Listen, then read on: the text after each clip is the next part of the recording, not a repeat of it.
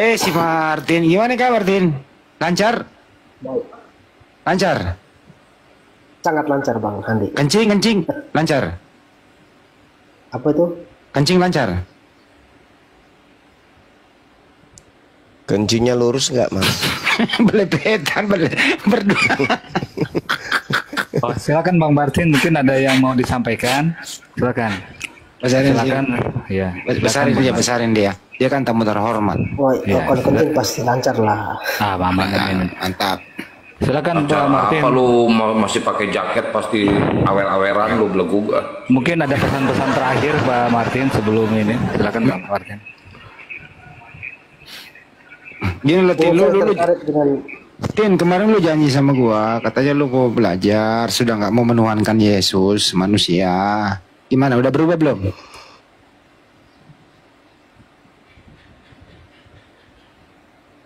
Berkokusnya mah ditanya. Bang Handi. Maaf ini sinyal saya ada terganggu nih, sebentar. Oh. Sinyal Dulu saya lu udah bermasalah. janji, udah mau berhenti menuhankan manusia. Bukan manusia lagi yang dituhankan. Oh ya, itu yang termui Paulus itu loh. Nyangkanya manusia tapi bukan, buktinya diusir sama manusia. Iya.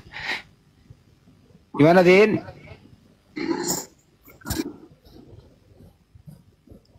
Iya. Tin, Ini ada apa perkembangan? judulnya kok Tuan Tumpuk 3 ini maksudnya gimana nih? Iya. Tahu itu sih itu tuh. Ya lihat aja pada saat di Sungai Yordan itu kan. Ini saya tertarik dengan judulnya ini. Bapak itu di atas kan Bang. Iya, tapi apa tuduhan ke Paulus kan tidak pernah. Tuduhan ke Bapak Paulus. pastinya Bang Suma. Bapak Kenapa? itu tidak pernah terlihat dan tidak bisa didengar. Itu pastinya tidak bisa dilihat dan tidak bisa didengar, itu pastinya. Semua sepakat itu. Tapi Kecuali Yohanes dan Zio. Tapi menurut Paulus bapaknya sudah menjadi daging, menjadi manusia dia. Berarti sudah bisa dilihat. Iya. Firman, bukan Bapak. Bapak. Firman Bang. itu, Bapak itu siapapun.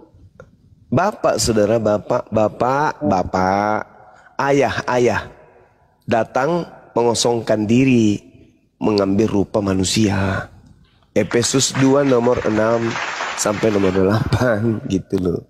Jadi sang ayah datang tidak mempertahankan kemudian keayahannya, melainkan mengosongkan diri dan mengambil rupa manusia. Jadilah ayah ini jadi manusia Bang. Kayak mana ceritanya? Masya Allah Bang. Menangis lagi. Menangis. Itu oneness. Bukan itu Bible saudara. Bible-nya yang menuliskan kayak gitu. Bukan oneness apapun itu, tak ada cerita. Bible yang menceritakan itu Bible. Coba Anda baca di dalam Efesus 2. Filipi 2 nomor 6, nomor 7, nomor 8. Anda baca di situ.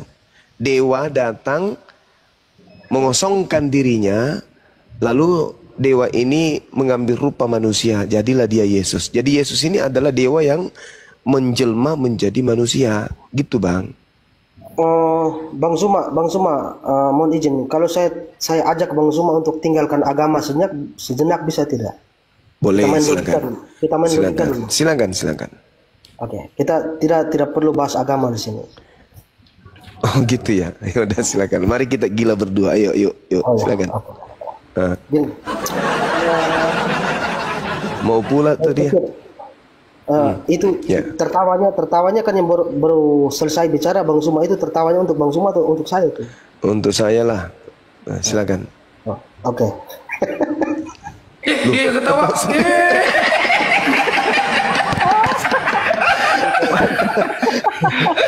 Bapak itu ketawa buat siapa Pak? Pak Martin.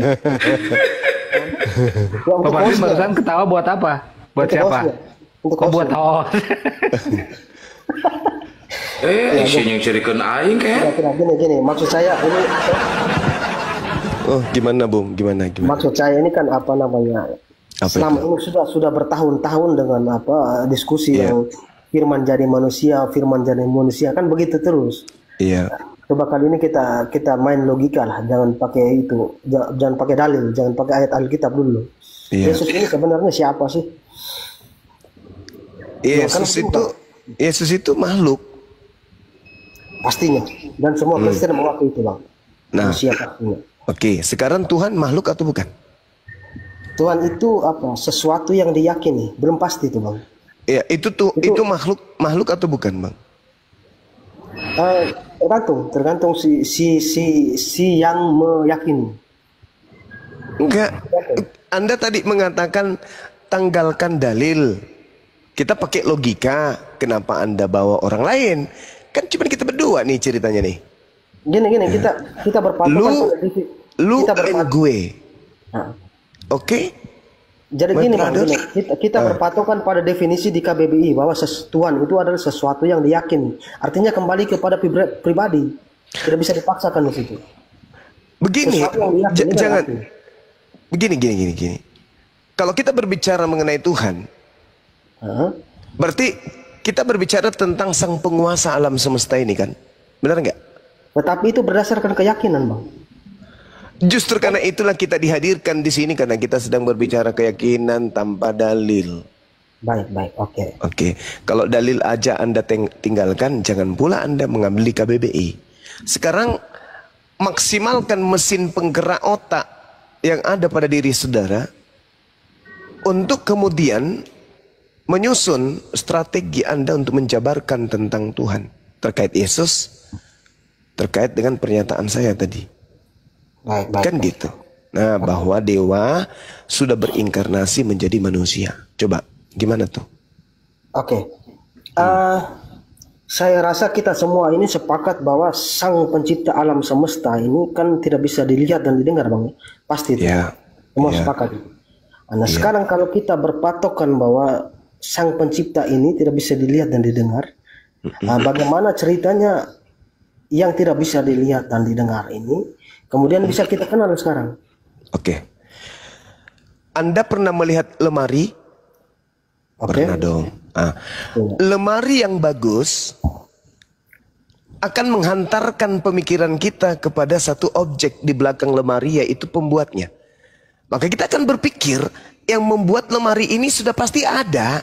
Dan karena lemari ini ukirannya bagus, bentuknya bagus, ya, catnya bagus, maka cakupan berpikir kita ada pada poin bahwasanya yang membuat meja ini pasti pintar, cerdas, ahli.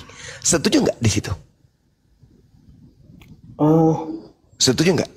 Hubungan lemari dengan meja ini apa? Coba ulang, saya belum tangkap analogi. Oke, ketika saudara melihat sebuah lemari, lemarinya cantik, cara membuatnya itu unik, maka yang muncul di benak kita, terlepas dari keyakinan keagamaan, adalah bahwa yang membuat meja ini pasti ahli. Betul atau tidak? Lemari dengan meja, yang membuat meja. Ketika Anda melihat meja itu cantik, meja itu bagus, pasti Anda akan berpikir bahwa yang membuat meja ini ahli, pintar, cerdas. Betul? Tidak, maksudnya kaitan meja dengan lemari tadi apa, Bang? Saya belum tangkap. Tadi katanya tinggalkan dalil agama. Sekarang ternyata yang terbuang bukan cuma dalil agamanya, akal Anda juga ikut terbuang, Bang. Tidak, maksudnya. Sekarang yang tersisa cuma mulut aja kurasa. Tidak. Sekarang saya kan bertanya sama saudara, Anda pernah melihat sebuah lemari tidak? Pernah. Ya. Ketika lemari itu bagus, pasti Anda berpikir yang membuat lemari ini pasti ahli di bidangnya. Betul? Betul. Anda berpikir bahwa ada yang membuat meja ini. Betul? Meskipun Anda tidak melihat pembuatnya. Anda yakin bahwa ada yang membuatnya. Betul? Sabar. Betul? Sabar. Atau meja, coba. Atau meja itu ada dengan sendirinya atau ada yang mengadakan?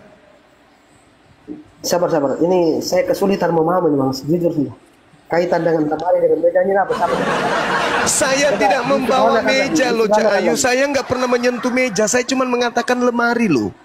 Ketika Anda melihat lemari, tanpa melihat yang membuatnya, pemikiran Anda akan dihantarkan pada cakupan yang membuat lemari ini pasti ahli di bidang pembuatan lemari. Betul atau betul? Pastinya, tetapi udah sampai situ aja dulu. Nah, alam semesta ini begitu indah, Bung. Danau, gunung, awan, semuanya indah.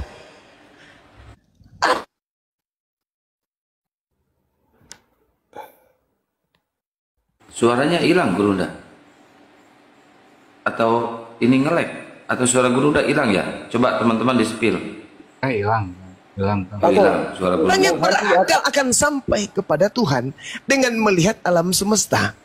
Makanya ya hanya orang berakal yang bisa sampai kepada Tuhan.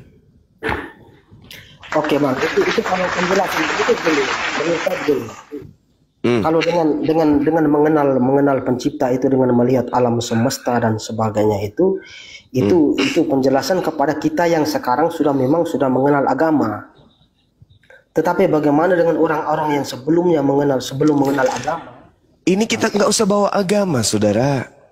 Makanya saya bawa lemari tadi itu, dan Anda tanpa membawa agama, Anda mengiyakan bahwa ada yang membuat lemari ini.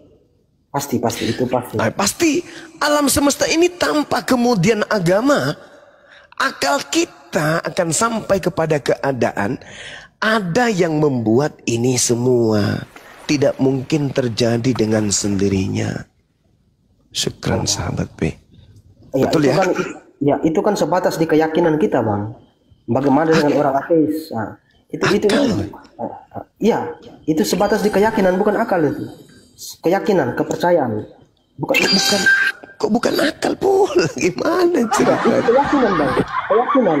Akal yang menghantarkan kita kepada keyakinan. Enggak. Keyakinan itu tidak perlu akal. Mati meja. Tuhan di definisi di KBBI saja mengatakan bahwa keyakinan. Katanya tadi nggak bawa dalil. Kok bawa dalil KBBI? Iya, karena Tuhan itu kan kecuali sudah ada yang bisa melihat dia, baru kita main akal. Tapi kalau belum ada yang melihat dia, berarti itu kita main di keyakinan saja. Ini kan kita berbicara mengenai Tuhan itu ada atau tidak ada, kan? Iya, itu berarti kita bermain di keyakinan, Bang. Tidak bisa akal itu. Akal, saudara. Sekarang kamu pegang HP. Kamu pegang HP sekarang ini. Dan kamu yakin. Dan kamu percaya. Dengan akalmu. Bahwa ada yang membuat HP ini. Tanpa kamu melihat yang membuatnya. Betul? Iya. Yang pastinya analoginya tidak pas dengan ketika suara Bang Suma yang saya dengar di sini. Bukan Bang Suma yang membuat HP ini, kan? Saya tidak berbicara mengenai suara. Anda tidak akan pernah bisa lari kemana-mana. Saya berbicara HP. Saya tidak berbicara mengenai suara saya, Bung. Ya, gini. Analoginya tidak pas. Analoginya tidak pas. Gini, Bang. Ketika Abang berbicara di sini yang saya dengar itu suara Bang Suma, bukan Bang Sumanya, kan? Analogikan. Saya tidak berbicara mengenai suara, Tante Girang. Yang saya tanya ini, yang saya bahasakan ini HP. HP yang ada di tangan Anda, pasti ada yang membuatnya meskipun Anda tak melihat yang membuatnya, betul? Betul sekali, setuju. Nah, begitulah Tuhan.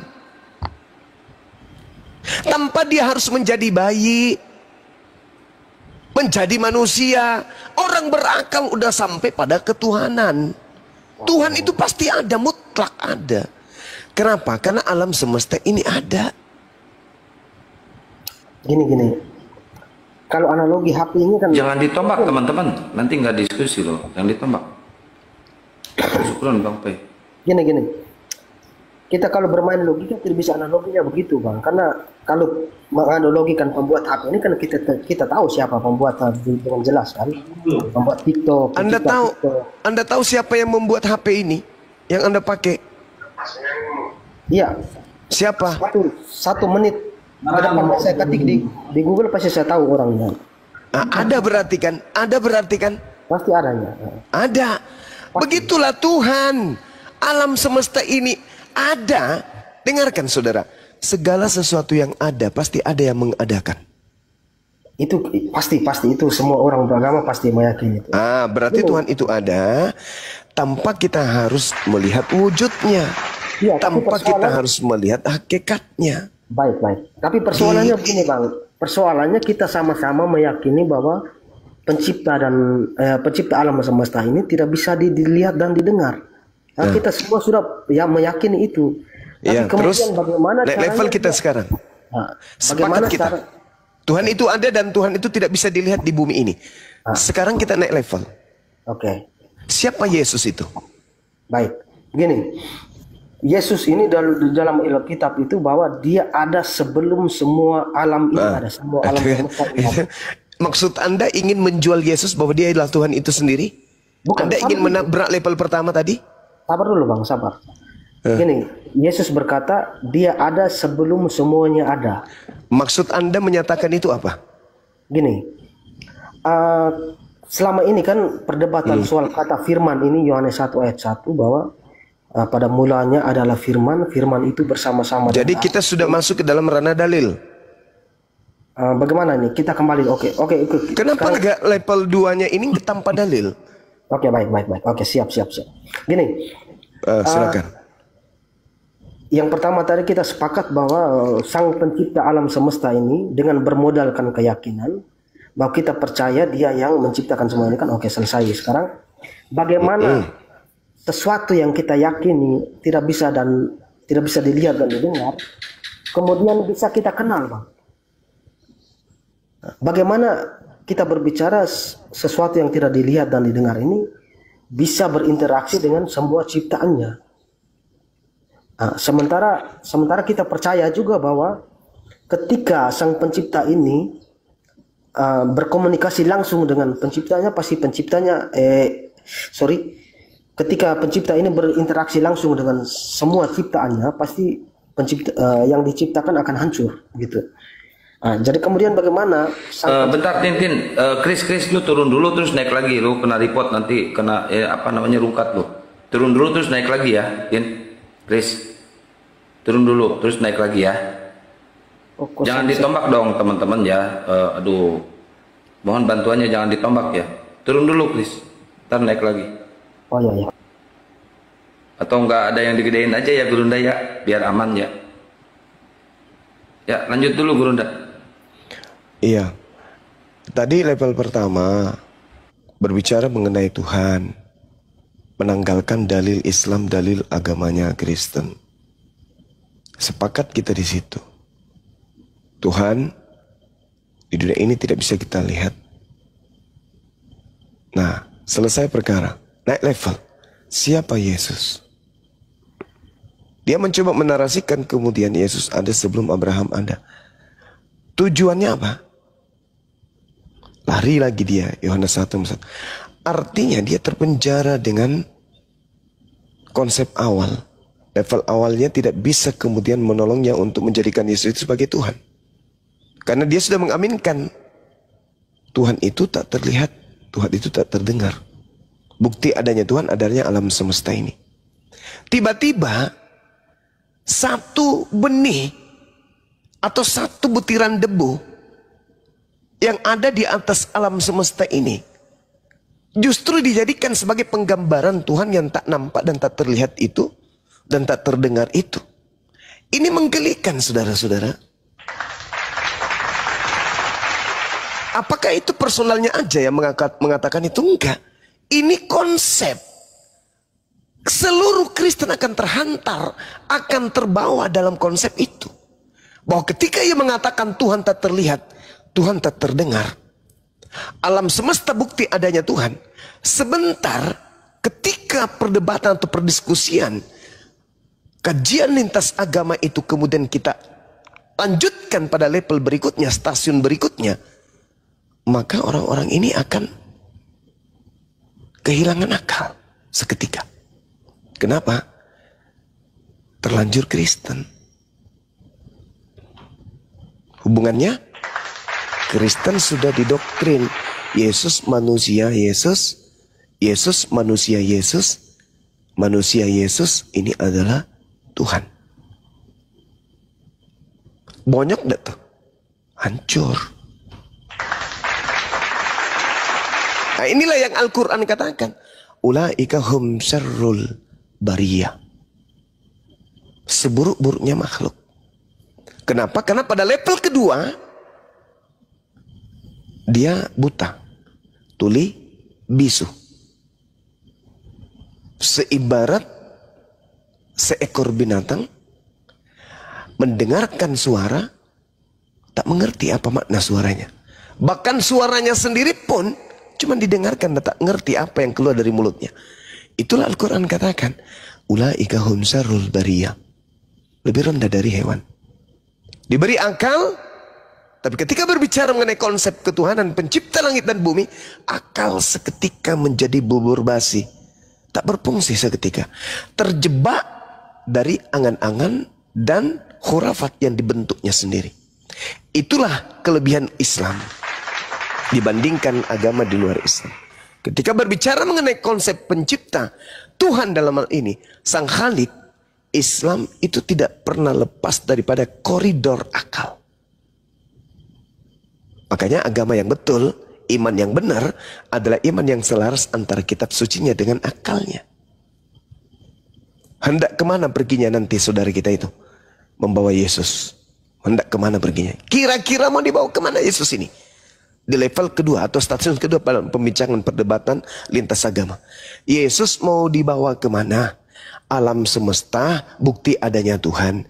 Yesus bagian dari alam semesta. Adanya Yesus, bukti adanya Tuhan.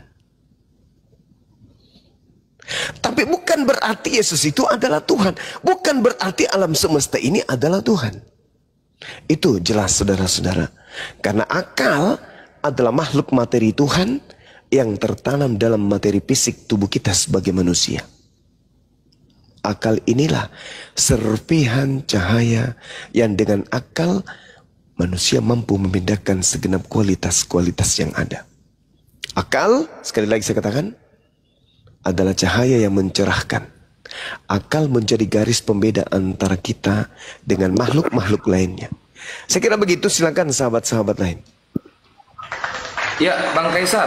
Coba iklan dulu Bang Kaisar biar kita monitor. Ya.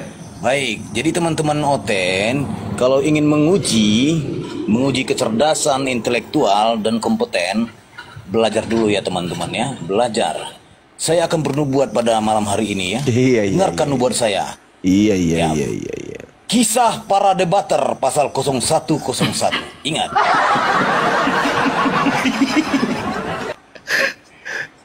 Boleh direkam teman-teman ya.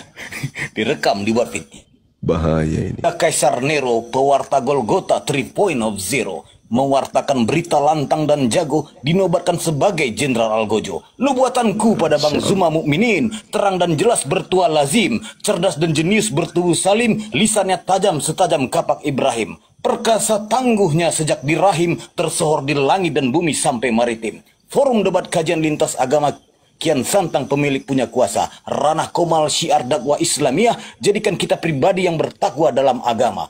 Gurunda Zuma melegenda dari Asia sampai Eropa. Handi Celebe si Raja Kata pemutar fakta. Bang Ardiansa Master of Data. Sugi Kristolog data penguji pembedah. Kaisar Nero sang legenda pewarta. Ustadz Alif ramah dan berwibawa. Wanita tangguh bermental baja, dialah Bunda Rahma. Beradab, berilmu, penuh dengan karisma. Jika kalian hanya menghujat dan menghina, kupastikan kau berserak merangkak berak celana. Untuk kalian penyembah gagang ketapel yang kalian percaya buku novel, mengapa dan kenapa kalau ditanya data Bibel, jadi begini, jadi begitu, jadinya sompel. Sejak kapan anak Tuhan jadi Tuhan? Sejak dogma doktrin mentah kau telan. Sejak kapan Tuhan berak, tidur dan makan? Sejak mencuri gandum dan menjala ikan. Bobroknya otak kafir penyembah setan. Aduh. Bobroknya otak kafir penyembah setan, seperti lumpur basah bercampur air jamban. Hidupmu seperti kerang tawar dan lautan, bersatu kopaunya otak dengan kotoran.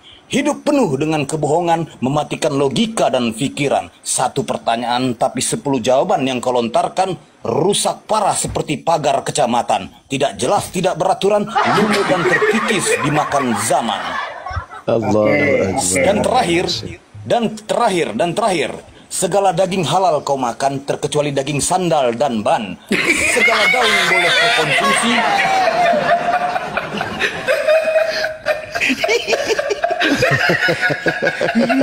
Jadi keringetan deh. Segala daun-daun boleh kau konsumsi terkecuali daun pintu, jendela dan terali besi.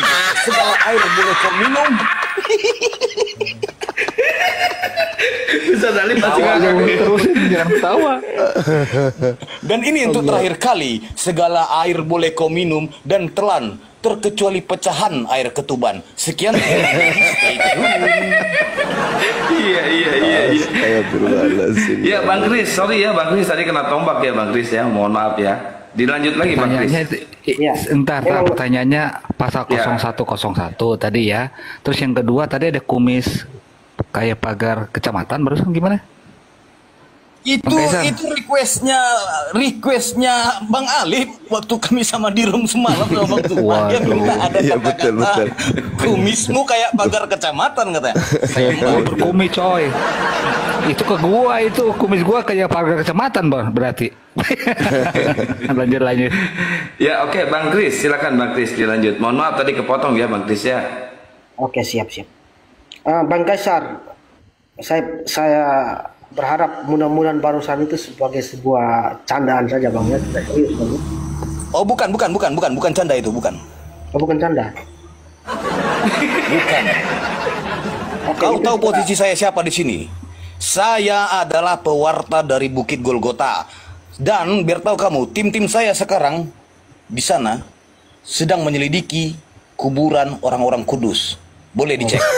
Mati Ini juga harapan saya itu sebuah candaan saja, tapi kalau serius juga tidak masalah. Ya udah kalau nggak masalah udah nggak usah dibahas lagi. Lanjut Bang Martin. Ya ini ada nenggolan sebelum ini ya, monitor nenggolan. Kalau nggak monitor nenggolan di bawah. Nenggolan. Ya mungkin nggak monitor. Bang Kris lanjut. Moderator. Oke baik. Nggak beres ini tadi pagar kecamatan jaringanku pas lagi down lagi. Aduh nggak dengar. Nah itu Kang Alif kayaknya ke saya ya Kang Alif ya, Ustaz. Ya moderator kerja moderator. Lanjut Bang Kris. Oke baik. Kita lanjut yang tadi Bang ya. Karena selama perdiskusian yang selama ini yang saya alami itu bahwa semua sepakat bahwa sang sumber ini, sang pencipta alam semesta ini tidak bisa dilihat dan didengar. Dan ketika sang pencipta ini berinteraksi langsung dengan semua ciptaannya, pasti semua ciptaannya akan hancur. Itu kita berpatokan dasar pada dua kalimat itu. Pencipta ini tidak bisa berinteraksi langsung dengan semua ciptaannya, termasuk malaikat. Jadi sekarang sebelum malaikat ini menyampaikan perintah sang pencipta ini kepada Nabi Muhammad atau Nabi siapapun lah, bagaimana cara malaikat ini berinteraksi dengan penciptanya, yang mana malaikat ini juga pencipta, diciptakan. Bagaimana malaikat ini yang mana? Ya ke poin Bang Kris, ke poin. Bagaimana yang diciptakan bisa berinteraksi dengan ciptaannya, penciptanya. Itu coba Bang Zuma itu coba jelaskan dulu menurut versi Islam atau menurut pendapat Abang lah. Iya, oke, baik. Jadi kalau di Islam itu Allahus Samad. Kita udah tinggalkan yang tadi ya. Kita pindah ke tema yang baru atau keadaan yang baru ya. Allahus Samad. Allah tempat bergantungnya segala sesuatu. Nah, manusia saya bisa jelaskan. Karena itu adalah dimensi saya sebagai manusia. Malaikat tak mampu saya jelaskan. Begitu juga makhluk-makhluk yang lain. Sama seperti hewan, seperti kemudian malaikat, iblis. Nah, ngerti saya, nggak paham. Nggak ada ilmu saya tentang itu. Yang saya tahu, Allahus Samad. Allah tempat bertergantungnya segala sesuatu. Makhluk yang ada di atas muka bumi, atau yang ada di atas langit, atau di antara keduanya, itu semuanya bergantung kepada Tuhan pencipta langit dan bumi. Tapi kalau bagaimana cara berinteraksi? Kalau manusia interaksi dengan doa, dengan sujud beribadah, dengan memohon kepadanya, meminta perlindungan kepadanya, minta rezeki, itu cara berinteraksi dengan Tuhan yang tak terlihat itu. Makanya Tuhan ini harus memenuhi syarat sebagai Tuhan. Annallaha sami'un alim. Tuhan itu wajib hukumnya maha mendengar. Wajib hukumnya maha mengetahui. Wajib hukumnya maha melihat.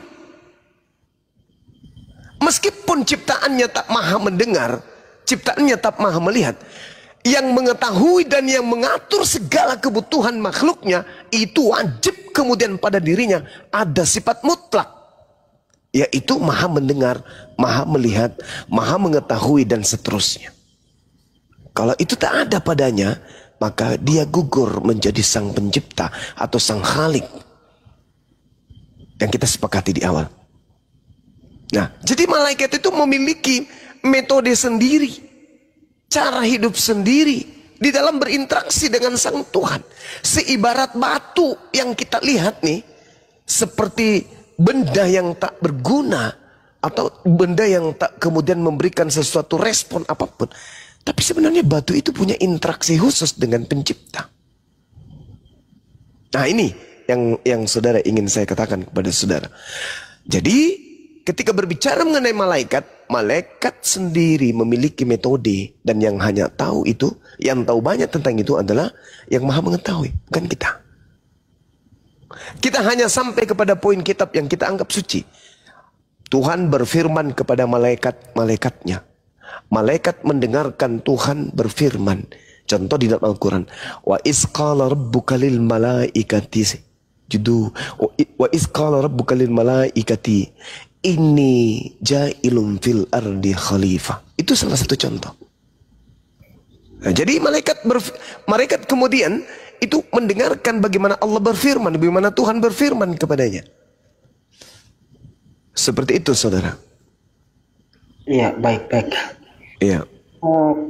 Kalau penjelasan abang ini, kalau menurut akal saya itu masih bermain di ranah iman, bang, kepercayaan saja. Atau mungkin saya yang salah atau gimana nih? Atau menurut teman-teman lain kan itu penjelasan itu berdasarkan iman itu, belum secara logikanya. Nah, sayangnya yang perlu Anda pahami, iman di Islam itu pasti berkesesuaian dengan akal. Yang saya jelaskan tadi itu adalah akal dan iman. Iman yang betul adalah iman yang selaras dengan akal.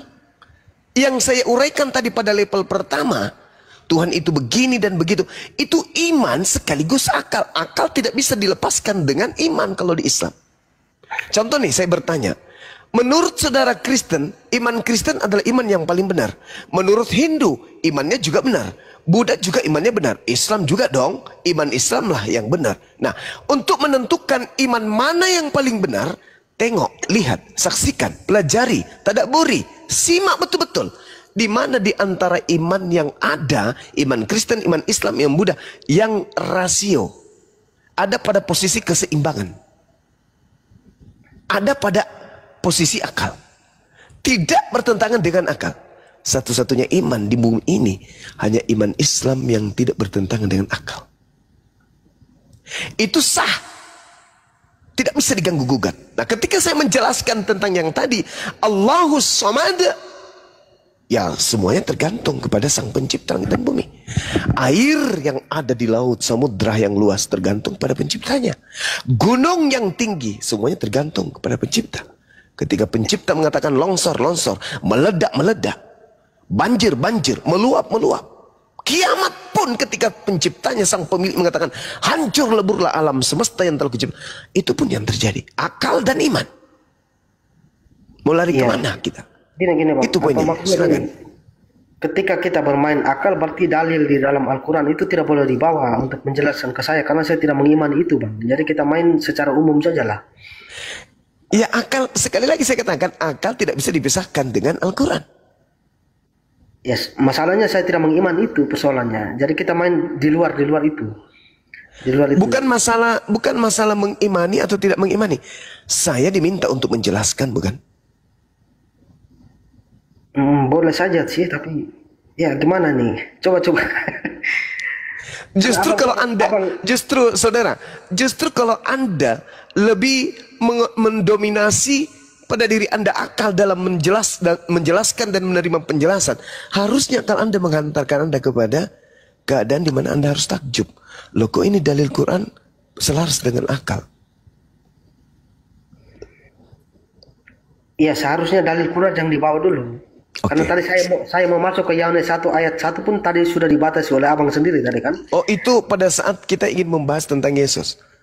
Tadi kan Anda yang mengajak untuk tidak menggunakan dalil. Tadi abang yang membatasi saya, sekarang saya membatasi abang supaya jangan masuk ke kuluran dulu. Kita main di luar dulu. Oke, baik. Oke, pencipta langit dan bumi ini kemudian tentu dia maha berfirman. Dalam arti kata, maha memberikan instruksi, maha berkuasa. Karena kekuasaannya kemudian dia mampu memberikan sinyal kepada ciptaan-ciptaannya. Setuju nggak? Iya. Nah sekarang gini bang, dia memberikan kekuasaan kepada semua ciptaannya. Tetapi kita sudah didasari oleh kalimat bahwa Sang Pencipta itu tidak bisa dilihat dan didengar. Nah, bagaimana kemudian ciptaannya ini bisa mendengar dia, dan kemudian dia ini diperkenal oleh ciptaannya kepada ciptaan lain. Ya, dalam ciptaan yang pertama adalah malaikat pastinya. Kemudian malaikat ini memperkenalkan kepada Nabi, kemudian Nabi meneruskan kepada kita, begitu kan? Sementara kita sudah didasari dengan Sang Pencipta ini tidak bisa dilihat dan didengar. Nah, bagaimana caranya malaikat ini pertama kali menerima perintah kepada Sang Penciptanya? Yang mana yang saya tahu, semua ciptaan siapapun termasuk malaikat akan hancur ketika mendengar langsung bahwa perintah yang diterima itu langsung dari Sang Pencipta. Yang saya tahu, setahu saya dalam Islam itu namanya tabir. Kalau tidak salah. Tabir ini harus dibahas juga. Tabir ini apa? Karena malaikat tidak mungkin menerima langsung firman langsung dari Sang Pencipta itu. Harus ada tabirnya. Saudara, Anda tahu nggak air keras itu? Air keras, air raksa. Iya. Nah, air raksa itu kalau disiram ke jari tangan kita nih, tangan kita meleleh. Oke ya. Tapi masa rasa sama seperti air raksa tersebut juga disiramkan kepada botol. Botolnya nggak pecah. Padahal jenisnya sama. Yaitu sama-sama air keras. Kenapa kemudian tangan manusia bisa hancur? Sedangkan botol yang menampung air ini tidak hancur. Menandakan pemikiran kita kemudian sampai kepada titik bahwa dimensi satu bentuk atau satu wujud atau satu makhluk atau satu keadaan itu tidak sama semuanya. Jadi kalau misalnya kita mengatakan Tuhan tidak bisa dilihat, Tuhan tidak bisa didengar, itu oleh kita manusia. Hal itu kemudian tidak berlaku kepada makhluk yang lain.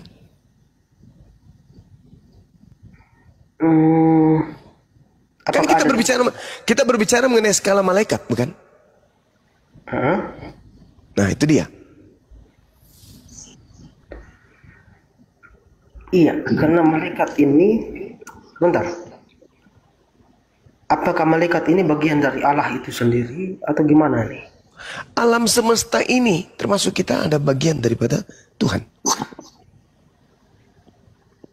Karena tidak ada dalil bahwa manusia tidak bisa melihat dan mendengar Allah itu secara langsung kecuali malaikat. Itu dalilnya tidak ada kan, pasti itu. Kan malaikat juga ciptaan nih. Apakah ada dalil yang semua ciptaan tidak bisa melihat saya dan mendengar saya kecuali malaikat? Kan tidak ada juga dalil seperti itu. Ada, saudara. Al-Quran surah Asy-Syura ayat 52.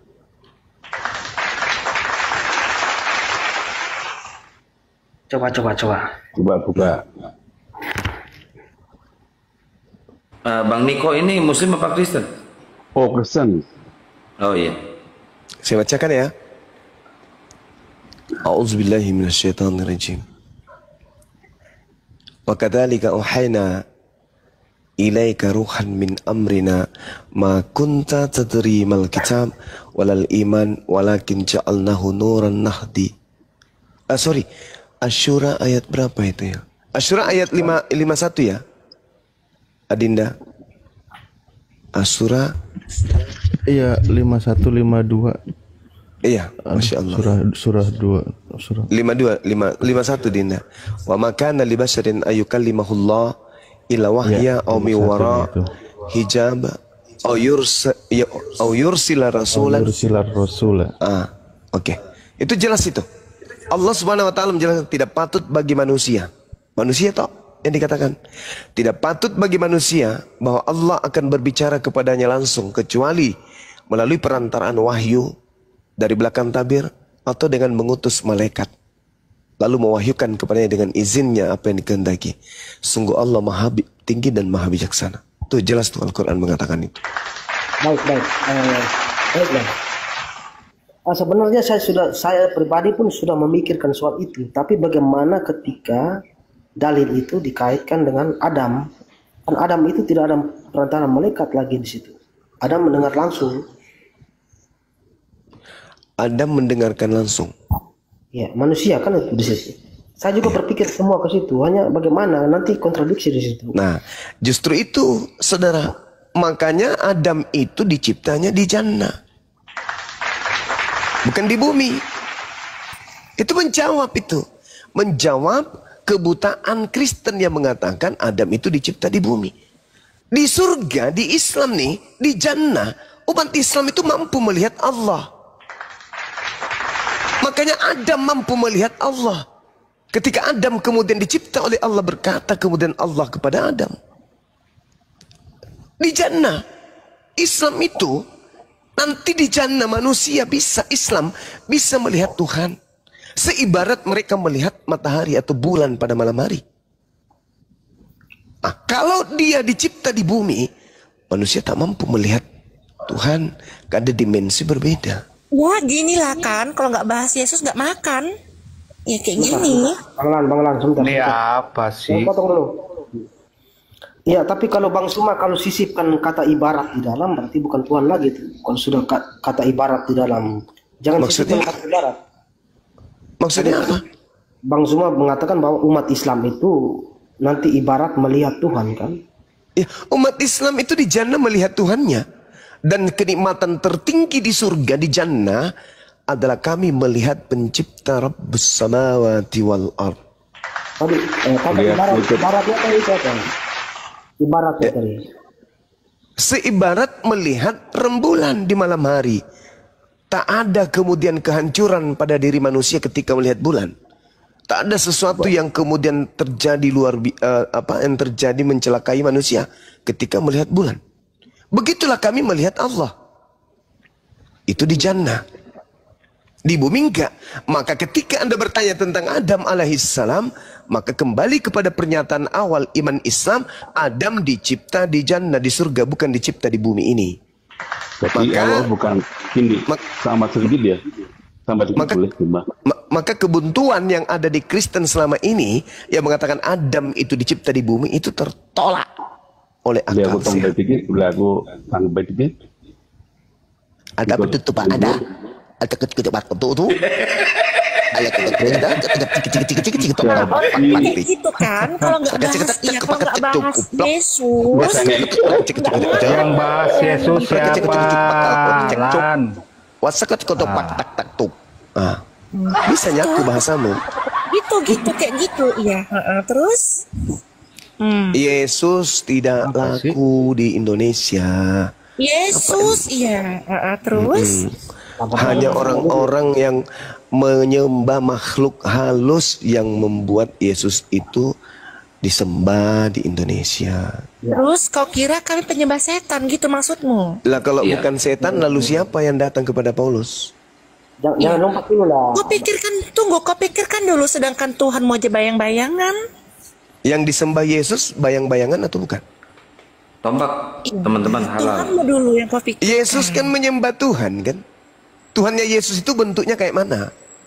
Kotak, segitiga, lonjong, atau gimana?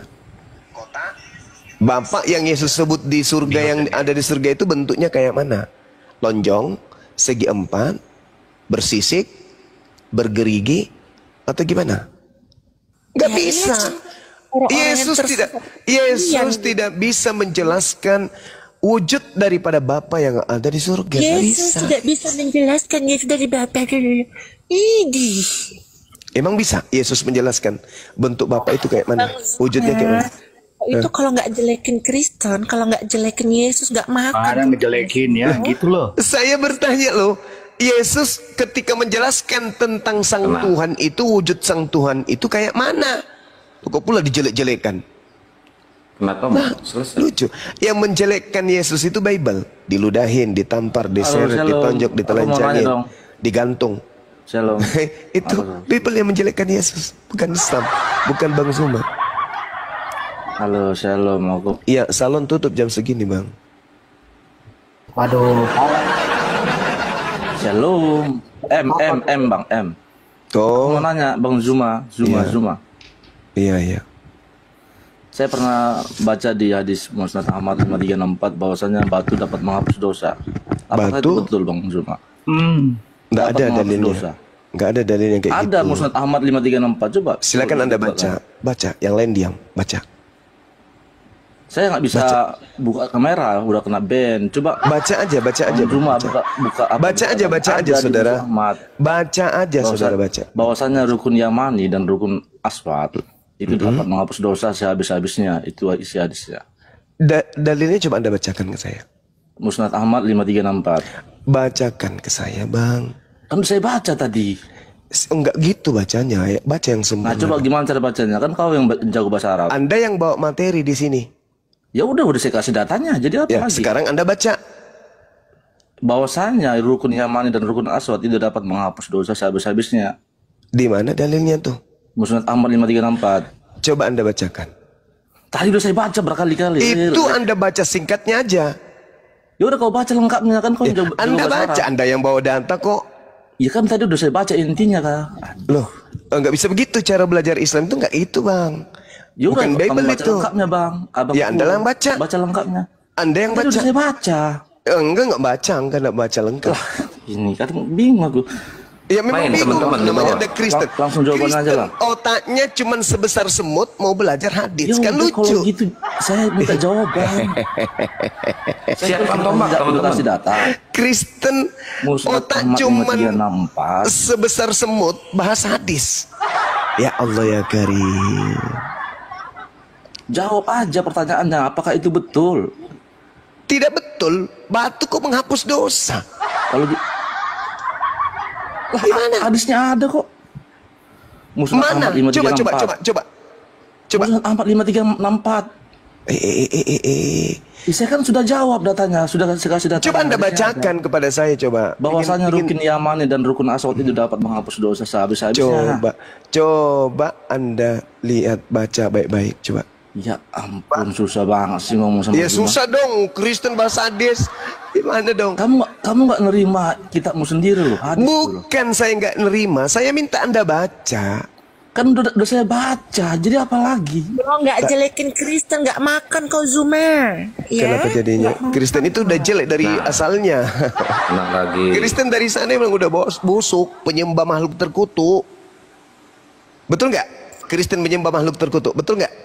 Betul sekali dong. Betul sekali. Gimana sih? Betul sekali. Masa mau dijelekan lagi? Hah, sesuatu yang jelek udah jelek pun dari.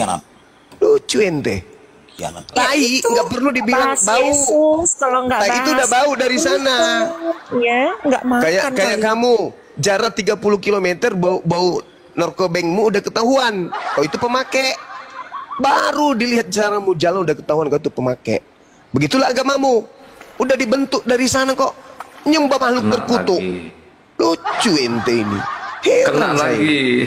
Siapa yang menjelekkan Yesus? Yang menjelekkan Yesus itu Bible. Alamak. Susah teman-teman ini.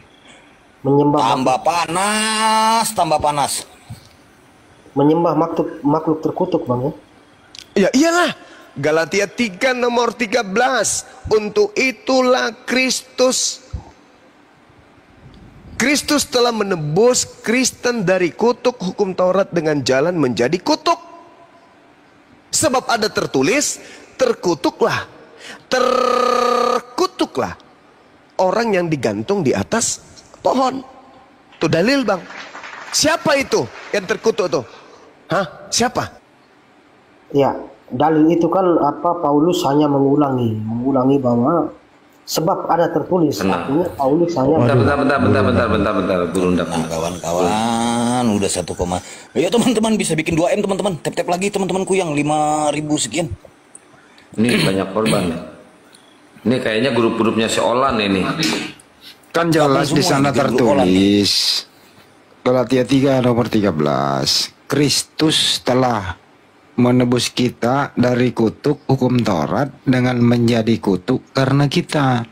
Sebab ada tertulis, terkutuklah orang yang digantung di situ tuh. Digantungnya kan gitu. Nah, Martin, siapa yang digantung di tiang salib terkutuk itu? Begini, Bang, di situ Paulus hanya mengulangi bahwa sebab ada tertulis. Iya, pertanyaan saya, siapa yang digantung terkutuk itu? Iya, tapi kan kita tahu Yesus ini digantung karena apa? Dia menggantikan gitu kan. Iya, siapa itu yang digantung terkutuk? Nah, Bang Juma datang lagi, silakan. Ya, jadi kan akun pun dilawan. Saya yang kalian lawan, jangan akun saya. Ya, tidak perlu ditombak lah, kita diskusi santai. Iya, Yesus itu menurut Paulus, dia itu adalah makhluk yang terkutuk di atas salib. Ya, enggak begitu ayatnya, begitu, Bang. Yang terkutuk itu yang di neraka kakinya, terkutuk itu. Paulus kan hanya mengulangi, Bos, sebab ada tertulis kan. Sebab ada tertulis, terkutuklah orang yang digantung di atas salib. Itu yang tertulis kan. Nah, sekarang siapa yang digantung? Siapa yang terkutuk? Ya, tapi kita membaca riwayat itu bahwa Yesus ini digantung karena apa? Bukan karena dia bukan masalah digantung karena apa. Yang jelas apapun penyebabnya, Yesus itu makhluk yang terkutuk di atas pohon. Nah, yang pastinya bahwa bukan Paulus yang membuat dia jadi terkutuk. Paulus hanya menegaskan bahwa sebab ada tertulis bahwa yang digantung itu dikatakan terkutuk, maka dia harus diturunkan secepatnya supaya dia jangan dikatakan terkutuk. Itu ayat lanjutannya. Saudara, Yesus itu dikatakan makhluk yang terkutuk sebab ada tertulis, terkutuklah orang yang mati. Terkutuklah orang yang mati. Yang mati di atas tiang salib itu siapa? Pendeta, pastor, atau Yesus? Yesus, Paman. Yesus, Paman. Baik. Coba kita pakai. Gimana sih? Ada yang bisa bantu tampilkan ayatnya biar kita bahas secara tuntas di sini. Nah, silakan Darius buka ini, Darius. Bang Darius buka celana, silakan. Bang Darius dibesarin. Jangan nanti kena tombak Bang Darius. Lah dia juga punya tombak kok. Iya. Gila kan aku biar ditombak. Siapa tahu aku jadi Tuhan Oten di situ. Nah, ini dia. Oke, tombak kamu sekarang kau. Ombak. Berani kau tombak, aku mampus. Silakan buka Galatia 3 nomor 13. Bang Darius, silakan, Bang. Siapakah engkau, Tuhan? Kata Paulus. Itu bisa pernah.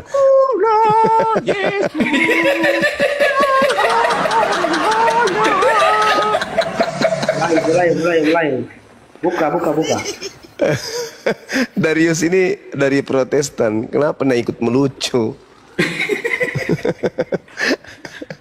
Ayo saudara Darius minta tolong buka Galatia 3 nomor 13. Siapa yang terkutuk di situ? Terkutuklah orang yang disalib. Siapa yang disalib? Yesus, Paman. Nah, siapa yang terkutuk? Yesus.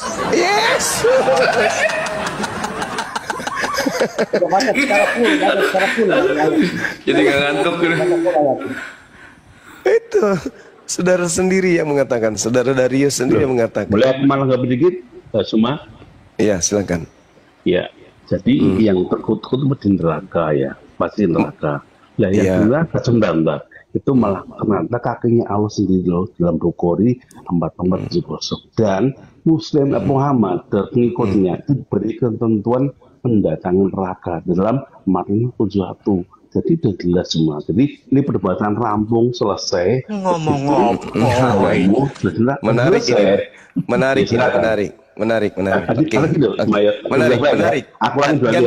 Gantian kita. Oke, jadi pertama, lu kaget di neraka dalam ya, gantian. Gak usah ngajarin saya. Saya ini gurumu. Oke.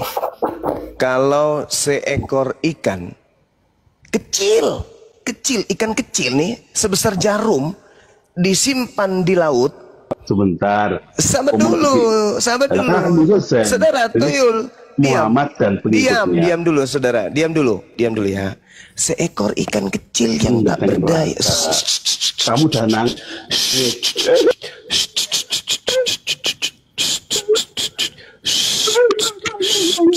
Itu. Diam. Diam. Diam.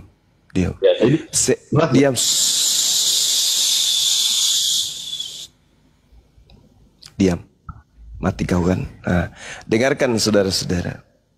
Untuk membantah subhat manusia tak berotak seperti tadi. Kaki Allah, kekuasaan Allah yang kemudian ada pada neraka. Ikan kecil nih sebesar jarum disimpan di laut. Ikan yang tak ada daya sama sekali disimpan di laut. Ikan yang tidak bisa koar-koar, tidak bisa menghina umat Islam, disimpan di laut, di samudra yang luas. Hidup gak? Hidup. Coba suruh Pak Bu. Hidup gak Bom? Hidup gak dia? Mati. Berarti ikan. Suara Bang Juma nggak ada, putus-putus. Oh, putus-putus. Jadi ketika kemudian Pak Bom yang begitu besar disimpan di laut, dia akan mati. Kenapa? Karena Pak Bom tidak cocok hidup di laut, bukan tempatnya. Ikan yang begitu kecil taruh di laut, hidup bahkan bertumbuh dan berkembang biak karena memang habitatnya. Begitu juga sebaliknya.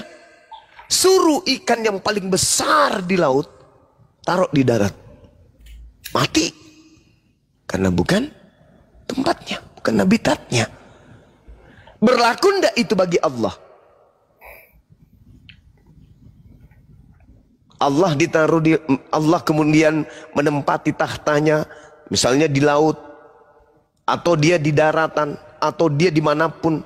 Berlaku nggak hal seperti itu sifat makhluk pada Allah? Tidak.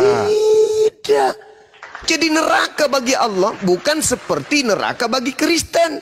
Neraka itu tempatnya Kristen dibakar. Neraka bagi Allah hanya satu dari makhluk ciptaannya saja. Alamak, bahlulnya penyembah orang ini. Sederhana itu. Nah, ketika Anda mengatakan umat Islam masuk ke dalam neraka, ini tak kasih dalil ya. Di dalam kitabnya orang Yahudi, bagaimana kemudian Nabi Daud alaihissalam meminta dan memohon kemudian untuk sama seperti Al-Quran surah Maryam ayat 71, ayat 72. Ini tak bocorin kepada penghujat-penghujat penista-penista Al-Quran surah Maryam ayat 71. Mazmur 66 nomor 12. Engkau telah membiarkan orang-orang melintasi kepala kami. Kami telah menempuh api.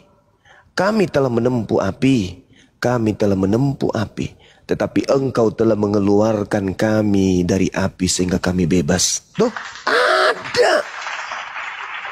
ada di dalam kitabnya orang Yahudi terkait surat Maryam ayat 71. Yudas 1 nomor 23. Coba diplototin. Selamatkanlah mereka dengan jalan merampas mereka dari api, tetapi tunjukkanlah belas kasihan yang disertai ketakutan kepada orang-orang lain juga, dan bencilah pakaian mereka yang dicemarkan oleh keinginan-keinginan dosa. Selamatkanlah mereka dari jalan dengan cara merampas mereka dari kobaran api. Markus 9 nomor 49, semua orang Kristen akan digarami dengan api neraka. Dalil. Mulai. Dalil itu. Mana ada itu di situ? Baca saudara, baca. Markus 9:49, Anda baca. Baca. Semua orang Kristen akan digarami dengan api neraka. Baca.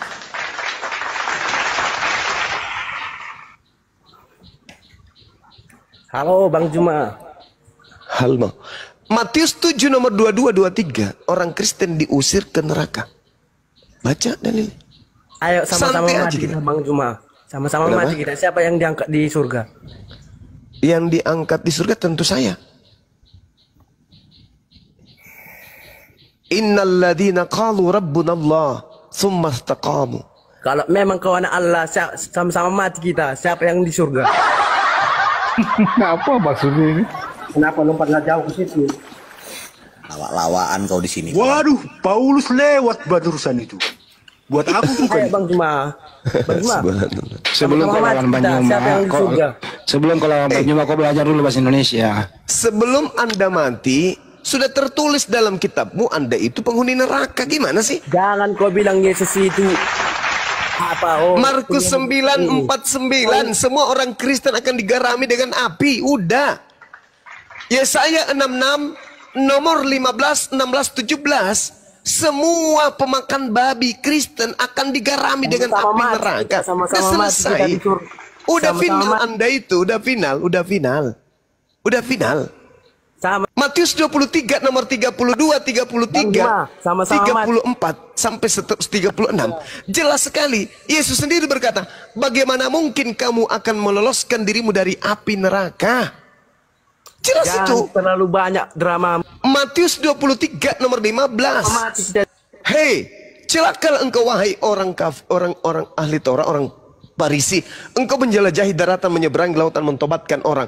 Dan setelah kau tobatkan orang, kau jadikan mereka orang neraka. Kau jadikan mereka orang neraka. Baik. Dan 2 kali lebih jahat daripada engkau sendiri. Kristen itu. Matius 7, 22, 23. Bukan setiap orang yang menyeru aku Tuhan akan masuk ke surga, melainkan dia melakukan kehendak Bapakku. Pada hari terakhir nanti, banyak orang akan memanggil aku Tuhan. Bukankah Kristen memanggilmu Tuhan? Bukankah Kristen mengusir setan pakai nama Yesus? Bukankah Kristen bermujizat pakai nama Yesus? Pada hari terakhir itulah aku akan berterus terang kepada Kristen. Kalian semua adalah pembuat kejahatan. Enyahlah daripadaku. Aku tidak mengenal kalian. Matius 13 nomor 50. Pembuat kejahatan dilemparkan ke dalam api neraka. Kristen itu penghuni neraka berdasarkan Bible. Kalau begitu aku mending nyalu. Takut Bang. Yang pasti dulu ya. Wah, kena gerundak kena lagi. Waduh. Ya, Bang Andi mewakili lah. Yang pastinya apa yang dikatakan Bang Suma tadi itu tidak ada satupun sebutan Kristen di dalamnya. Di tender-nya teman-teman jangan ini ya, jangan telat ya di gaspol teman-teman. Ini udah mulai keras nih. Bukan buat Kristen, jadi buat siapa? Di Yesaya itu bro, semua pemakan babi itu masuk neraka loh. Itu di perjanjian lama, kita bahas lagi lebih pokoknya lagi. Itu giliran yang enak-enak kau dimakan dah. Giliran yang lucu perjanjian lama. Taruhlah. Konsisten. Mau serius kita bahas, tampilkan ayatnya kita bahas. Jangan habis. Ya kan kamu punya Bible bisa perbandingan di situ. Gak usah tampilin lah. Gini, sebentar Bang Andi gini. Kagak mungkin kalau kami Muslim itu berbicara tanpa data. Pasti. Saya juga meyakini. Saya tidak membantah ayat itu, tetapi kita bahas dulu. Jadi saya baca ya, Yesaya 66:17. Mereka yang menguduskan dan mentahirkan dirinya untuk taman-taman dewa dengan mengikuti seorang yang ada di tengah-tengahnya, yang pemakan daging babi dan binatang-binatang jijik serta tikus, mereka semuanya akan lenyap sekaligus. Demikianlah firman Tuhan. Jadi waspadalah, jangan makan babi. Siapa yang pemakan babi, binatang-binatang menjijikkan, ya selesai sudah kan. Iya, Yesaya ini kan Yesaya tulisan Musa, yang mana tulisan Musa ini meriwayatkan ulang perjalanan yang sudah lalu, mulai dari Ibrahim dan sebagainya, Daud setelahnya. Sementara perintah Musa yang dia terima langsung dari Allah itu cuma 10. Kalau Matius 9:49, Markus 9:49, karena setiap orang akan digarami dengan api. Nah itu. Coba Banyuma balik lagi, silakan Banyuma. Yesaya 66 itu tadi dulu selesaikan. Oh iya. Dia nggak percaya perjanjian lama katanya. Yesus itu mengajarkan perjanjian lama.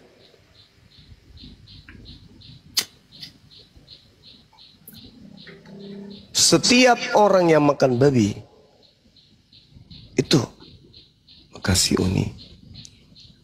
Tapi yang makan babi itu kita harus cari tahu perjanjiannya dengan siapa itu, Bang. Sementara dengan Musa saja tidak ada perjanjian soal makan babi.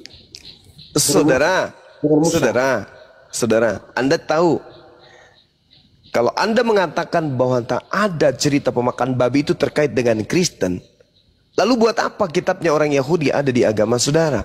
Begini, jadi semua nabi yang pernah dipercayakan Allah itu artinya wajib kita semua kenal. Soal urusan ajarannya apa itu sabar dulu. Ketik kajian sebanyak-banyaknya teman-teman biar nggak kena report. Kalau ajaran perpuluhan itu ajaran untuk siapa? Yahudi atau Kristen? Kebetulan saya Katolik, saya tidak mengenal itu, tapi itu pasti mereka punya penjelasan di sendiri pastinya perpuluhan itu. Saya Katolik. Kira-kira apa penjelasannya, Bang? Itu nanti harus Protestan yang menjawab, bukan saya Katolik, jadi saya tidak tahu itu. Karena saya tidak bisa mewakili mereka. Jadi menurut saudara, Tuhan membolehkan makan babi?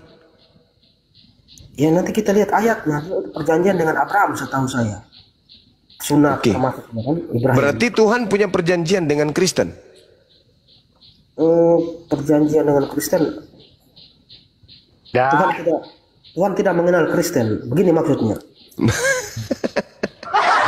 Barusan apa? Tin, gimana Tin? Tuhan tidak mengenal? Lemas aku langsung, Bang. Tuhan tidak mengenal Kristen. Oke, apa Tuhan mengenal Katolik? Langsung ditertawain. Apa maksud saya harus didengarkan dulu dong. Jadi Tuhan itu tidak membawa agama Kristen maksud saya. Nah, Yesus itu tidak pernah membawa agama apapun. Jadi Kristen ini yang percaya, Kristen ini kan sebenarnya awalnya itu adalah apa namanya, olokan dari kaum Yahudi yang percaya kepada Kristus, yang mengikuti Kristus. Itu semua Kristen. Nah, biasanya orang begitu kan. Kalau zaman sekarang kalau kita mau mengolok orang Yahudi waktu itu mau mengolok pengikut yang percaya kepada Kristus ini, Kristen.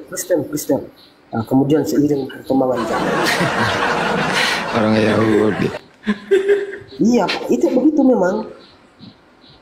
Bang, izin sebentar ya, sebentar saja aku mau menjawab masalah aku disuruh-suruh apa, ditanya masalah itu apa, berashadu.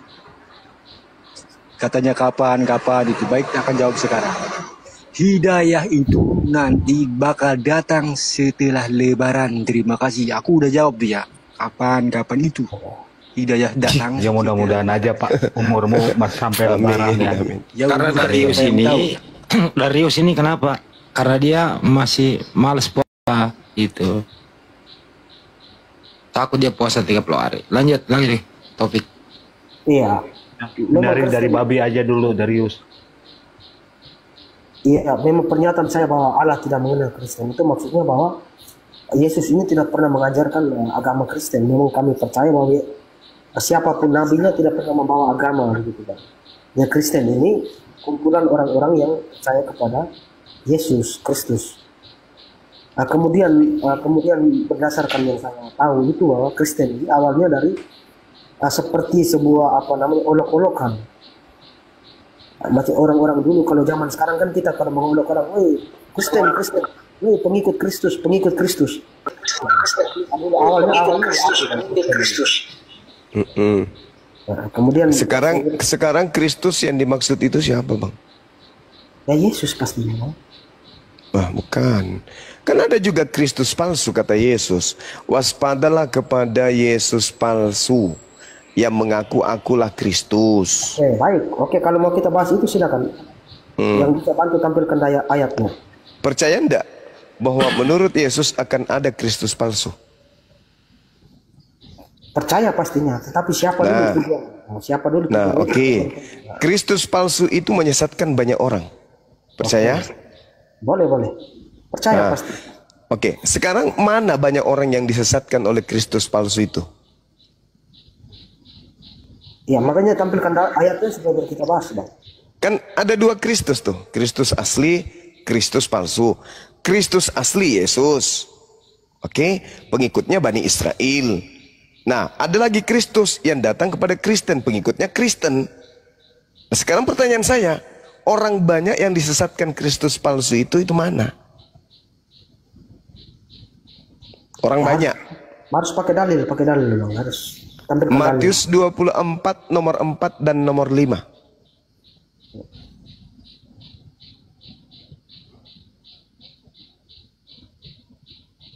Coba ada yang bisa bantu tampilkan dalilnya, bagus, Bang. Karena sudah pernah kami bahas soal itu Yesus marah di depan ahli-ahli Taurat dan kaum Farisi itu, bahwa kalian ini pembuat kejahatan, kalian menyeberangi lautan, menobatkan satu orang dan sebagainya itu. Nah, itu sebenarnya Yesus marah langsung di depan kaum Farisi itu.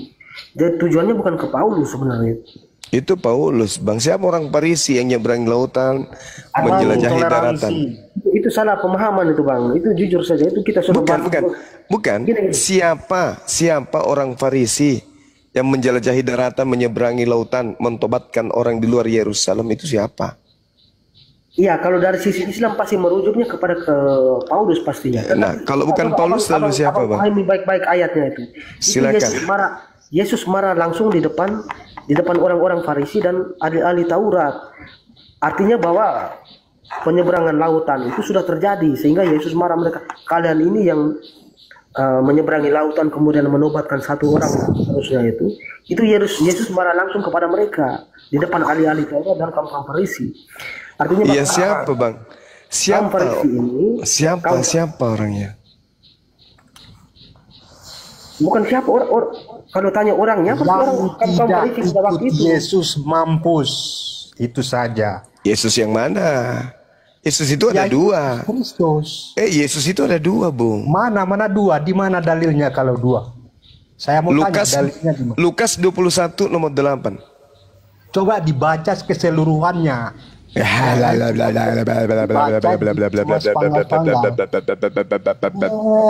Waspadalah kepada penyesat yang datang kepadamu dengan memakai nama Yesus.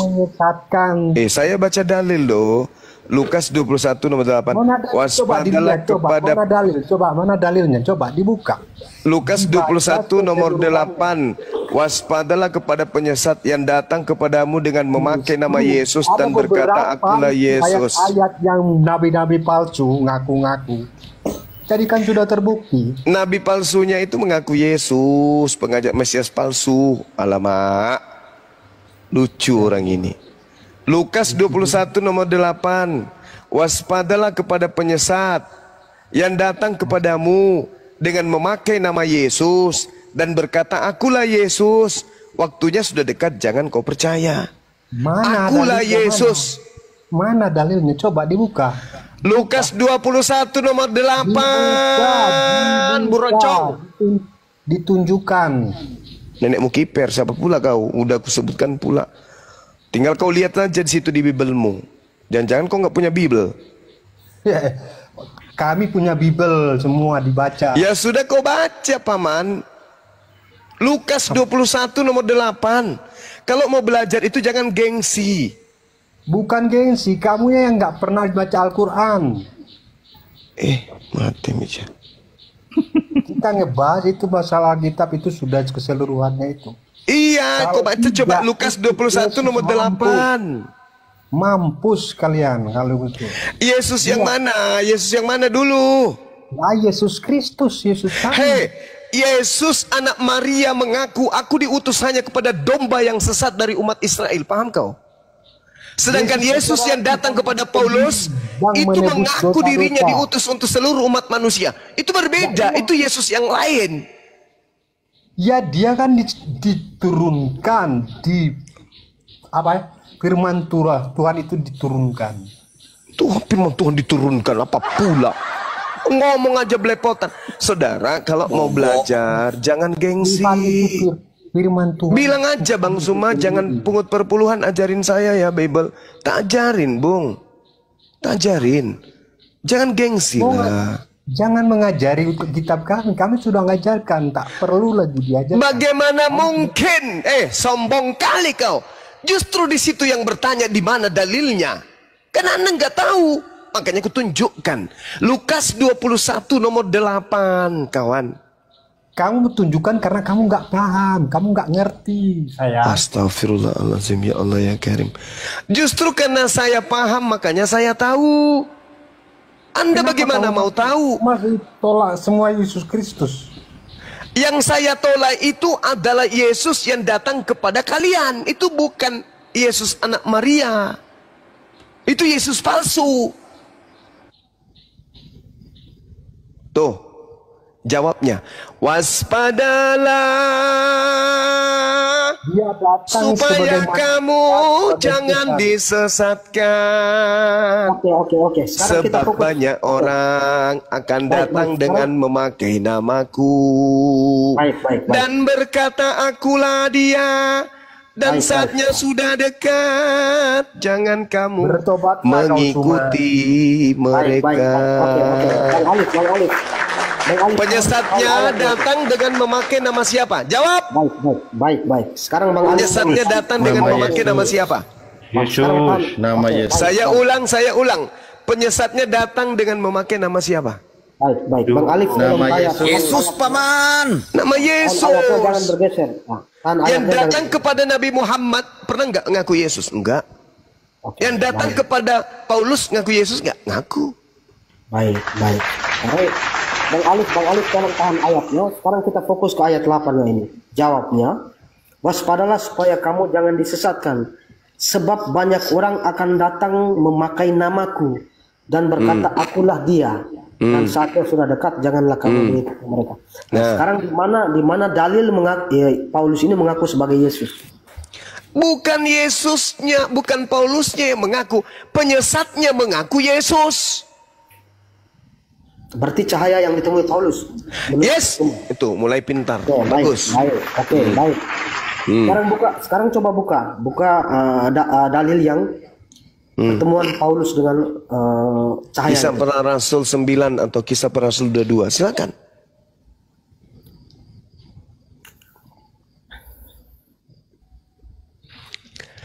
Akulah Yesus yang kau aniaya. Tuh, baca tuh.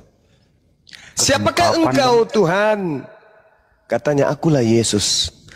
Nah, siapa ini? Siapa ini yang datang nih? Oke, baik. Siapa ini? Sekarang, coba ada dalil sebelumnya tadi. Coba baca selengkap ada ayatnya itu, Bang. Apalagi mau dibaca lengkap, saudara? Ayat yang tadi, yang sebelumnya ditampilkan, di situ kan ada tanda-tanda perang dan sebagainya. Sementara di sini tidak ada. Di sini cahaya itu tidak memberikan tanda-tanda perang dan sebagainya. Itu tidak ada. Dengarkan, Bung. Pada saat kemudian ini belum terjadi, oke? Perang huru-hara itu lebih dulu kemudian terjadi. Dengarkan, ketika yang dimaksud di dalam pengakuan Yesus, sebelum itu terjadi huru-hara, bla bla bla bla dan seterusnya, Apa kata Yesus di data nomor 12-nya di Lukas 21 tadi?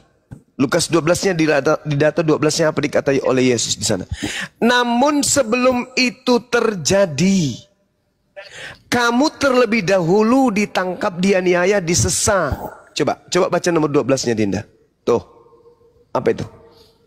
Tetapi sebelum penyesat itu datang, terlebih dahulu kamu ditangkap, dianiaya, kamu akan diserahkan ke rumah-rumah ibadat dan penjara-penjara, dan kamu akan dihadapkan kepada raja-raja dan penguasa-penguasa oleh karena namaku. Setelah ini Paulus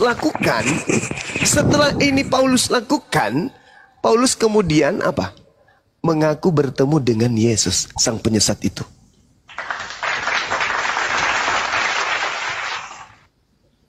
Oke, baik, coba Bang Alif bisa apa perikopnya soal apa? Diresapi lah, jangan coba-coba terus. Lari lagi ke perikop. Iya, kalau hanya bahasa ayat satu ayat sini saja kan kita mau simpulkan gimana? Yang memberikan perikop itu kan orang Indonesia, Bang. Iya, sebelumnya dalilnya nggak ada perikopan. Kita bisa tangkap poinnya dari sekian. Sekarang pertanyaannya gini aja. Siapa yang pernah melakukan penangkapan penganiayaan terhadap murid Yesus? Itu aja dulu poinnya. Selain Paulus pasti ada juga. Siapa? Tidak dituliskan. Kenapa yang ditulis Anda tidak percaya? Ya memang tidak dituliskan. Ya kenapa Anda mencari yang tidak tertulis sementara yang tertulis Anda ingkari? Ya tapi coba kembali fokus ke sini dulu. Ayat 12 ini mau lari kemana? Saya udah katakan kepada saudara di dalam Kisah Para Rasul 22 nomor 4, dan aku telah menganiaya pengikut-pengikut Tuhan sampai mereka mati, laki-laki dan perempuan kutangkap dan kuserahkan ke dalam penjara. Itu pengakuan Paulus. Ya, tapi kalau ambil satu ayat begini, bagaimana saya mau bisa bernarasi? Kan tidak jelas nih ayat ini kepada siapa. Kita harus baca satu perikopnya. Nomor 8-nya, waspadalah kepada penyesat yang datang kepadamu dengan memakai nama Yesus dan berkata, akulah Yesus, waktunya sudah dekat, jangan kau percaya. Tetapi sebelum semuanya itu, kamu akan ditangkap terlebih dahulu, dianiaya, diserahkan ke rumah ibadat, di penjara-penjara. Secara sistematis dalilnya jelas pun. Begini Bang, di atas coba baca ayat sebelumnya, ada penyakit sampar, kelaparan, dan itu kita mau kaitkan dengan Paulus ini gimana ceritanya? Makanya harus baca selengkapnya dulu. Ini memang terjadi sebelum penyakit sampar terjadi, sebelum kemudian orang menempa kelaparan dan seterusnya. Ingat saudara, ingat. Sebelum itu semua terjadi, terlebih dahulu murid-murid Yesusnya ini teraniaya dan seterusnya. Apa yang terjadi setelahnya kemudian? Aduh, Bang Alif, itu ayat surat apa itu? Sebelum terjadi orang perang, penyakit sampar, setelah kemudian Kristen ini, penyesat ini sudah memiliki pengikut, benar enggak di tengah-tengah Yerusalem itu ada penganiayaan dari pihak Katolik? Kutanya dulu saudara. Taurat dibakar habis, siapa yang membaca Taurat dibunuh, benar enggak terjadi setelah Paulus mengaku bertemu dengan Yesus? Terjadi nggak, Bung? Sabar dulu Bang, itu saya tidak bisa memberikan narasi. Tidak bisa. Dengarkan. Romawi menguasai keadaan di Yerusalem. Apakah Romawi kemudian menghancurkan Yerusalem pada saat itu? Enggak. Bahkan Pilatus tidak mau menghukum Yesus kan. Tapi setelah Paulus menjadi paus di Roma, Yerusalem babak belur, hancur lebur. Peperangan terjadi di mana-mana, penindasan terjadi di mana-mana. Tanda-tanda yang dahsyat terjadi kemudian di tengah-tengah Yerusalem oleh orang-orang yang mengaku sebagai pengikut Yesus melalui tangan Paulus. Terjadi nggak itu? Pembantaian kepada orang Yahudi. Terjadi nggak? Jadi paman. Terjadi ratusan tahun. Sampai kepada sahabat Rasulullah berhasil mengusir orang-orang Roma dari Yerusalem. Itu fakta. bahasnya per ayat lah Bang. Lah tadi katanya satu perikop, sekarang per ayat. Saudara tidak akan pernah bisa lari kemana-mana. Saya menjelaskan secara sistematis loh, padahal Yesus mengatakan waspadalah kepada penyesat yang datang kepadamu dengan memakai nama Yesus dan berkata akulah dia, waktu yang sudah dekat jangan kau percaya. Akan terjadi perang di mana-mana, penyakit sampar, kelaparan, bla bla bla bla bla bla bla, titik.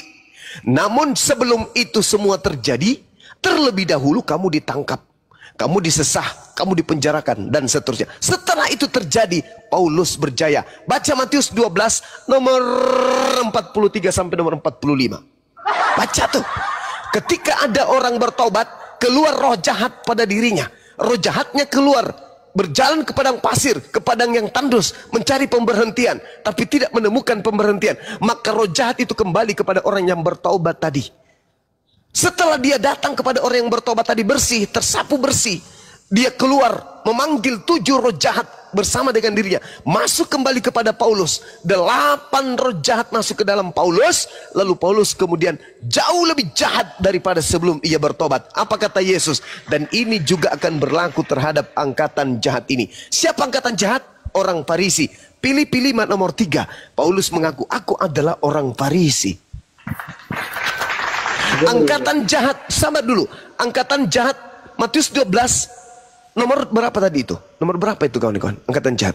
Nomor 48. 38 sampai nomor 40. Angkatan jahat ini minta satu tanda, dan tidak akan diberikan satu tanda kecuali tanda Yunus. Sebab 3 hari 3 malam dalam perut bumi, demikian juga anak manusia 3 hari 3 malam di perut bumi.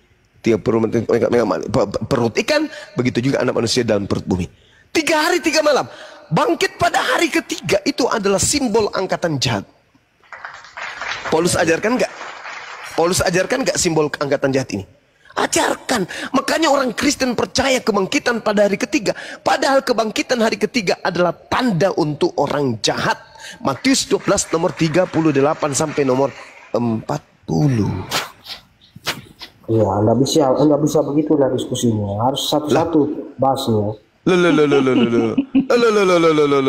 Lalu loncat ke Lukas 21. Waspadalah kepada penyesat yang datang kepadamu dan memakai namaku dan berkata akulah dia, waktunya sudah dekat jangan kau percaya. Akan terjadi bla bla. Namun sebelum itu terjadi, terlebih dahulu kamu disesah bla bla bla bla bla bla. Nah, siapa yang menyiksa dan menyesat kemudian murid-murid Yesus? Paulus. Setelah itu Paulus bertobat kan? Setelah Paulus bertobat, apa yang diajarkan kemudian? Apakah kebaikan? Enggak. Tuhan yang tadinya maha suci, maha tinggi, tidak serupa dengan apapun, dirubah oleh Paulus kemudian menjadi manusia. Jauh 2 kali lebih jahat daripada sebelumnya. Karena dia sudah kerasukan 8 iblis dalam dirinya. Coba. Dari mana Paulus mendapatkan bisikan kalau hukum Taurat itu adalah kutuk? Dari mana Paulus mendapatkan bisikan kalau dengan mengatakan bahwa hukum Tuhan yang datang kepada Bani Israel itu adalah skubalon, tinja, sampah? Dari mana Paulus mendapatkan ilmu-ilmu itu? Untuk itulah Yesus mati agar dia bangkit menjadi Tuhan bagi orang yang mati maupun orang yang hidup. Dari mana Paulus mendapatkan ilmu-ilmu itu? Dari mana? Ya dari makhluk itu tadi yang datang kepadanya, yang bukan Yesus tapi ngaku Yesus. Waspadalah kepada penyesat yang datang kepadamu dengan memakai nama Yesus dan berkata akulah Yesus. Siapakah engkau? Akulah Yesus yang kau niaya. Yesus sudah mengatakan jangan kau percaya. Waduh, itu harus dibahas satu-satu Bang, tidak bisa dicomot-comot begitu ayatnya. Nah, silakan Anda memulai. Kita sudah silakan Anda memulai. Dari mana Anda ingin membuktikan?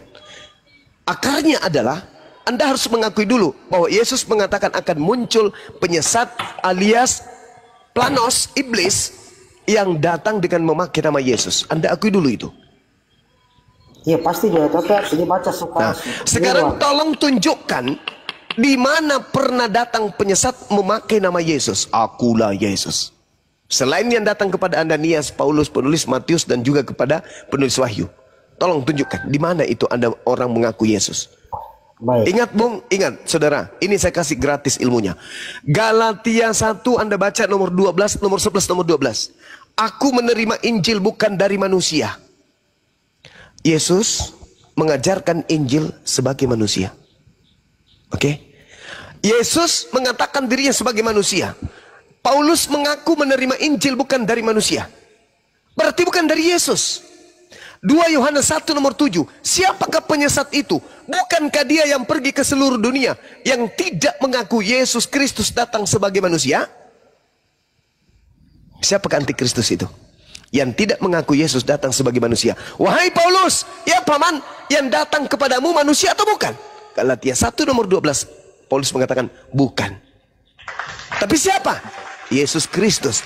Halo, 2 Yohanes 1 nomor 7. Barang siapa yang berkata Yesus Kristus datang bukan sebagai manusia, maka dia adalah penyesat. Dia adalah iblis. Baik. Sekarang tapi faktanya bahwa semua Kristen di seluruh dunia mengaku itu Yesus datang sebagai manusia. Tidak ada satupun yang tidak itu, Bang. Itu kebohongan dan kemunafikan. Anda ngerti tahu orang munafik? Lain di mulut, sabar. Lain di mulut, lain di perbuatan. Orang Kristen mengatakan Yesus itu datang sebagai manusia. Coba Anda lihat ke gereja. Siapa yang mereka sembah? Lain di mulut, lain di perbuatan. Itu munafik. Makanya Yesus berkata, waspadalah, celakalah engkau wahai orang Farisi, ahli Taurat, wahai orang munafik. Lain di mulut, lain di perbuatan. Anda mengatakan Yesus datang sebagai manusia.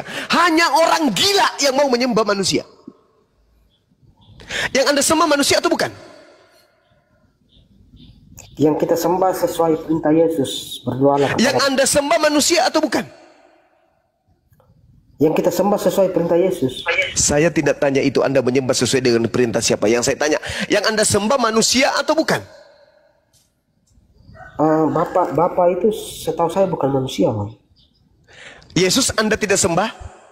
Tidak. Anda tidak tuhankan Yesus? Tidak. Lalu Yesus ini siapa menurut saudara? Yesus itu nabi. Boleh dikatakan nabi juga, utusan juga boleh. Berarti dia bukan Tuhan. Yesus Tuhan juga. Nah, tuh coba. Ya. Itu lihat. Ya. Coba lihat. Dia manusia. Dia manusia juga, Tuhan juga. Itu coba lihat tuh. Sekarang coba Anda lihat tuh. Pembohong besar. Dia mengatakan Yesus itu adalah Tuhan dan manusia juga. Coba. Berarti saudara Salon menggabungkan antara Yesus yang asli dengan Yesus yang palsu. Yesus asli manusia, Yesus palsu Tuhan. Dia gabungkan menjadi satu. Palsu dari mana kau? Itu asal congor kau gini. Coba kau tunjukkan kepada saya data di mana Yesus mengajarkan kalau dirinya itu adalah Tuhan. Di mana? Karena dia Allah itu sendiri. Coba berani kali kau mengatakan memang dia adalah Allah itu sendiri. Siapa yang ngajarin? Siapa yang ngajarin Anda seperti ini? Siapa yang ngajarin Anda kalau Yesus itu adalah Allah itu sendiri? Siapa yang ngajarin? Alkitab mengatakan itu sendiri. Alkitab. Yang mana yang Anda sebut itu di mana tertulis bahwa Yesus itu adalah Allah itu sendiri? Mana dalilnya? Mana? Kita kalau mau ngomong sama orang nggak pernah paham, susah. Udah, ini sudah tanda-tanda Anda mengalah. Udah, saya maklum. Saya nggak mengalah. Ya sudah, kau tunjukkan di mana dalilnya Yesus itu adalah Allah itu sendiri. Di mana dalilnya? Yesus itu adalah Allah sendiri, firman Tuhan itu sendiri. Mana dalilnya? Firman menjadi manusia. Mana dalilnya? Inilah orang-orang yang harus diwaspadai. Siapakah penyesat itu? Bukankah dia yang pergi ke seluruh dunia yang tidak mengaku Yesus datang sebagai manusia? Dari mana kau bilang dia menyesat? Coba saya mau tanya. Yesus berkata, waspadalah kepada penyesat yang datang kepadamu dengan memakai nama Yesus. Dia mengajarkan bahwa siapa yang mengaku Yesus itu dia orang manusia, dia itu orang Tuhan palsu. Sekarang pertanyaan saya, percaya tidak menurut Yesus akan datang Yesus palsu? Susah, nggak paham. Hancur pesenatelo. Mana yang hancur? Orang nggak pernah. Sekarang saya tanya, percaya tidak saudara Yesus berkata akan muncul Yesus palsu? Dia nggak pernah bilang kayak gitu. Yesus palsu nggak ada. Lukas 21 nomor 8 yang kubacakan tadi samamu, percaya. Saya lihat Lukas 21.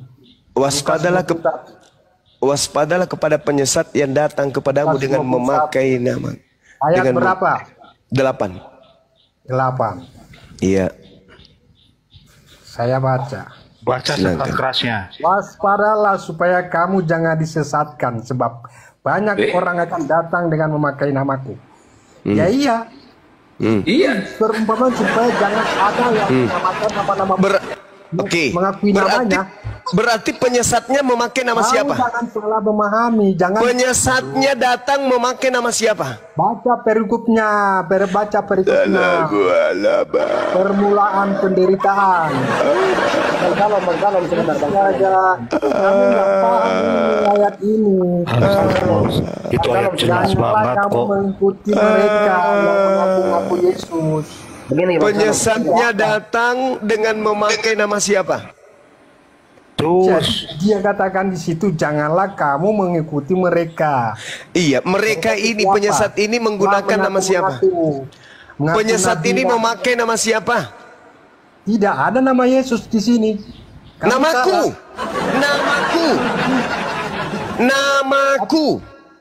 Tidak ada nama Yesus di sini. Namaku di situ siapa? Nama Yesus siapa? Kan gila kan? Siapa nama Presiden Soeharto? Kan gila namanya itu. Di situ Yesus sudah berkata, waspadalah kepada penyesat yang datang kepadamu dengan memakai namaku. Namaku siapa? Namaku siapa? Alah, Yesus. kamu itu nggak pernah Bang Salom, sebentar Bang Salom, izin. Keterbatasan penerjemahan ke dalam bahasa Indonesia, Bang. Paulus itu tidak menyebut Yesus itu Tuhan. Jadi Paulus itu tidak pernah salah. Yang ada di terjemahan asli itu kurios, Tuhan. Nah, sementara kata Tuhan ini munculnya kapan? Jauh setelah abad ke-1. Tuhan ini baru, kata Tuhan ini baru. Yesus itu Tuhan, Guru dan Tuhan, bukan Tuhan. Tuhan ini baru kata muncul, kata Tuhan ini ada penamaan. Berarti saudara Martin menganggap Yesus ini hanya rasul, utusan. Sabar dulu, belum ke situ. Sabar dulu. Jadi gini, dia mau Tuhan atau Tuhan. Bahaya ini. Sabar dulu. Bahaya itu, Bang. Proses penerjemahan dari bahasa asing ke apa? Ya udah, kesimpulannya Tuhan kurios. Betul itu. Gini. Nah, berarti Anda sudah mengakui bahwa Yesus itu bukan Tuhan. Ya sabar dulu, saya belum kasih kesimpulan nih. Saya baru mulai bernarasi. Sabar dulu. Jadi entah dia mau Tuhan ataupun Tuhan, dia tetap penguasa karena berangkat dari dasar yang sama. Tuhan itu penguasa juga. Tuhan itu penguasa. Hanya kalau Yesus sebagai Tuhan, Tuhan ini dia penguasa di mana? Tidak mungkin dia penguasa di bumi saja kan? Dia secara riwayat dalam Alkitab maupun Al-Quran atau Isa Al-Masih, dia berkuasanya di mana? Seandainya dia sebagai Tuhan, bukan Tuhan kan? Tuhan saja. Anda tahu tidak kalau menurut Yesus penguasa dunia ini adalah iblis? Anda tahu nggak? Nah, itu lain urusannya lah. Gimana ceritanya? Yesus berkata, tidak lama lagi aku akan berkata-kata dengan kalian, sebab penguasa dunia telah datang dan iblis tidak berkuasa atas diriku sedikit pun. Iblis itu penguasa dunia. Makanya ketika Lukas menuliskan Lukas 4, Yesus dicobai oleh iblis. Kenapa? Karena iblis mengaku sebagai penguasa dunia. Aku diberikan kuasa kepadaku, kuasa dunia. Oke, hanya perbedaan abang dengan saya tidak percaya perkataan iblis, abang percaya perkataan iblis, itu persoalannya. Sekarang menurut saudara barusan Anda mengatakan Yesus itu penguasa di dunia kan? Sekarang abang bawa dalil ke iblis tadi, yang permasalahan sekarang. Di mana dalilnya Yesus di mana dalilnya Yesus mengatakan aku diberi kuasa di atas muka bumi ini? Itu di mana dalilnya? Tunjukkan kepada saya. Ya pada saat dia diangkat ke surga kan. Nah, sekarang pertanyaan saya, di mana Yesus mengatakan kepadaku telah diberi kuasa di dunia? Mana dalilnya? Ya saat dia mau diangkat ke surga itu Bang, ada tuh. Padaku telah diberikan kuasa di bumi dan surga. Itu setelah keluar dari kubur kan? Iya pastinya. Dan sebelumnya pun sudah ada itu. Ada. Di mana itu tertulis? Di mana tertulis? Saya kejar saudara sekarang nih. Di mana tertulis bahwa Yesus berkata kepadaku telah diberi kuasa di dunia? Itu tertulis di mana? Itu munculnya nanti di Matius 28, Bung. Ketika ada manusia keluar dari kubur, manusia itulah yang berkata, kepadaku telah diberi kuasa, pergilah ke seluruh bangsa, jadikan seluruh bangsa menjadi pengikutku. Itu siapa yang keluar dari kubur? Yesus pastinya. Oh no, Anda baca Yohanes 12 nomor 31. Sekarang berlangsung penghakiman atas dunia ini. Sekarang juga penguasa dunia ini akan dilemparkan keluar. Keluar dari mana? Keluar dari kubur. Siapa yang keluar dari kubur? Iblis. Sejenak di dalam Yohanes 12 ketika Yesus ingin meninggalkan dunia, dia mengatakan apa? Sekarang berlangsung penghakiman atas dunia ini. Sekarang juga penguasa dunia ini akan dilemparkan keluar. Keluar dari mana? Bukankah Adam dan Iblis dilemparkan ke bumi? Supaya sudah ada di bumi. Nah, sekarang ketika Yesus berkata akan dilemparkan. Dilemparkan dari mana ke mana? Iya, abang bawa dalilnya lompat-lompat ini jadi saya juga. Bukan lompat-lompat. Ini sesaat Yesus sebelum terangkat ke langit, Bung. Sebelum ada upaya menangkap dirinya, Yesus berkata, suara yang kamu dengar itu bukan karena aku, melainkan karena kamu. Sekarang berlangsung penghakiman atas dunia ini. Sekarang juga penguasa dunia ini akan dilemparkan keluar. Keluar dari mana? Waduh. Saudara, saya kasih. Narasinya lompat-lompat jadi saya juga bingung. Saya tidak loncat-loncat, saudara. Anda yang tidak mau jujur menjawab, jawab aja. Iblis dimasukkan ke dalam kubur. Tertulis di Yesaya 14 nomor 15. Iblisnya dikatakan, sebaliknya ke dalam alam kubur aku masukkan engkau. Ke alam maut yang paling dalam aku masukkan engkau. Jadi iblis itu ada di alam maut, di alam kubur. Kemudian 2 Petrus 2 nomor 4, iblis itu dilemparkan ke dalam gua-gua yang gelap. Ingat saudara, ingat. Jasad yang Anda kira Yesus dimasukkan ke dalam gua milik Yusuf Arimatea. Yesus mengatakan angkatan jahat ini minta satu tanda. Dan tidak diberikan tanda kecuali tanda keluar dari kubur pada hari ketiga. Siapa yang keluar dari kubur? Iblis. Siapa yang mengatakan kepadaku telah diberi kuasa? Iblis. Siapa yang merintahkan pergilah ke seluruh bangsa, jadikan seluruh bangsa menjadi muridku? Itu siapa? Iblis. Siapa yang menjadi banyak pengikutnya sekarang ini? Iblis. Kok tertawa? Bagaimana diskusinya malah begitu? Harus satu-satu lah. Terus baca sendiri. Anda harus mengakui bahwa apa yang saya sampaikan ini adalah kebenaran. Iya boleh saja, tetapi harus saya uji dulu. Itu kan lompat-lompat. Mari kita uji saudara. Mari kita uji. Mohon Anda gunakan akal sehat. Yesus di dalam Matius 15 nomor 24 mengaku, aku diutus hanya kepada domba yang sesat dari umat Israel. Matius 10 nomor 5 nomor 6. Yesus berpesan kepada ke-12 muridnya, jangan ke bangsa lain, tapi pergilah kepada dombaku yang hilang dari umat Israel. Itu pengakuan Yesus. Tolong tunjukkan di mana pengakuan Yesus sebelum ada orang keluar dari kubur bahwa dia diutus untuk seluruh bangsa. Tunjukkan. Ada dalilnya? Tak ada. Baik. Begini Bang.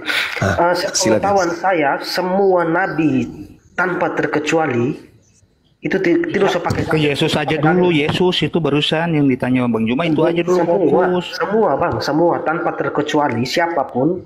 Seorang nabi itu pasti akan diutus di suatu tempat saja. Nah, Itu betul. Kemudian ajaran itu disebarkan oleh orang lain ke seluruh bangsa. Nggak bisa, nggak boleh. Yesus berpesan kepada ke-12 muridnya jangan ke bangsa lain, nggak boleh. Yesus loh, ini yang asli Yesusnya. Jangan ke bangsa lain, itu yang asli. Sekarang yang keluar dari kubur berbeda. Kepadaku telah diberi kuasa, baik di langit maupun di bumi. Pergilah, jadikanlah seluruh bangsa menjadi pengikutku. Itu siapa? Kok bertentangan dengan Yesus? Sedangkan Yesus berkata, waspadalah kepada Yesus palsu yang datang kepadamu dengan memakai namaku dan berkata, akulah Mesias. Dia akan menyesatkan banyak orang. Nah sekarang mana Yesus yang memiliki pengikut banyak itu mana? Kristen kan? Maka pada endingnya sebatas narasi begitu ya siapapun bisa lah. Harus kita uji satu persatu dalilnya itu. Silakan. Yang mana yang Anda ingin uji? Yesus datang sebagai manusia. Paulus mengatakan dia menerima Injil bukan dari manusia. Uji aja itu. Siapa Yesus yang bukan manusia ini? Anda sendiri mengatakan dia manusia, Yesus manusia. Siapa Yesus yang bukan manusia ini? Yang datang kepada Paulus siapa?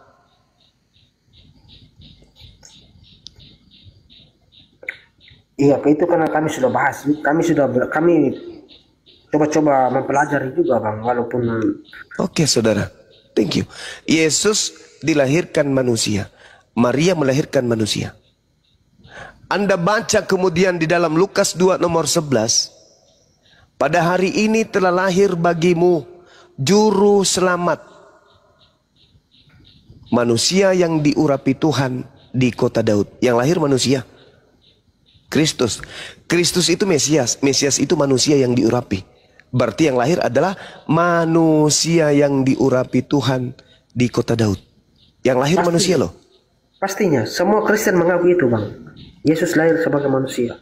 Oke. Yesus lahir sebagai manusia. Yang datang kepada Paulus bukan manusia. Itu siapa? Itu setelah Yesus kembali ke surga. Dia wow. Berarti setelah dia keluar dari kubur, dia bukan lagi manusia kan? Manusia. Loh, yang datang kepada Paulus bukan manusia, Bung. Ya, itu setelah dia diangkat ke surga, Bang. Berarti manusia tadi berubah menjadi bukan manusia. Ya, sabar dulu. Ah, ini bahaya ini. Iblisnya kuat. Begini. Oke, sekarang kita bawa ke versi Islam bahwa dia ditidurkan di langit kan? Yes. Ya. Sekarang itu di Mazmur 91 pun ada. Iya, sekarang bisa saja kalau saya buat perbandingan berdasarkan narasi Abang tadi, setelah Yesus diangkat dagingnya kemana kan begitu? Yesus diangkat dagingnya. Yesus terangkat lengkap dengan jasadnya, Bung. Nah itu makanya saya buat perbandingan. Ketika dia terangkat, dia tetap manusia, Bung. Iya, makanya saya buat perbandingan. Yang datang kepada Paulus bukan manusia, Bung.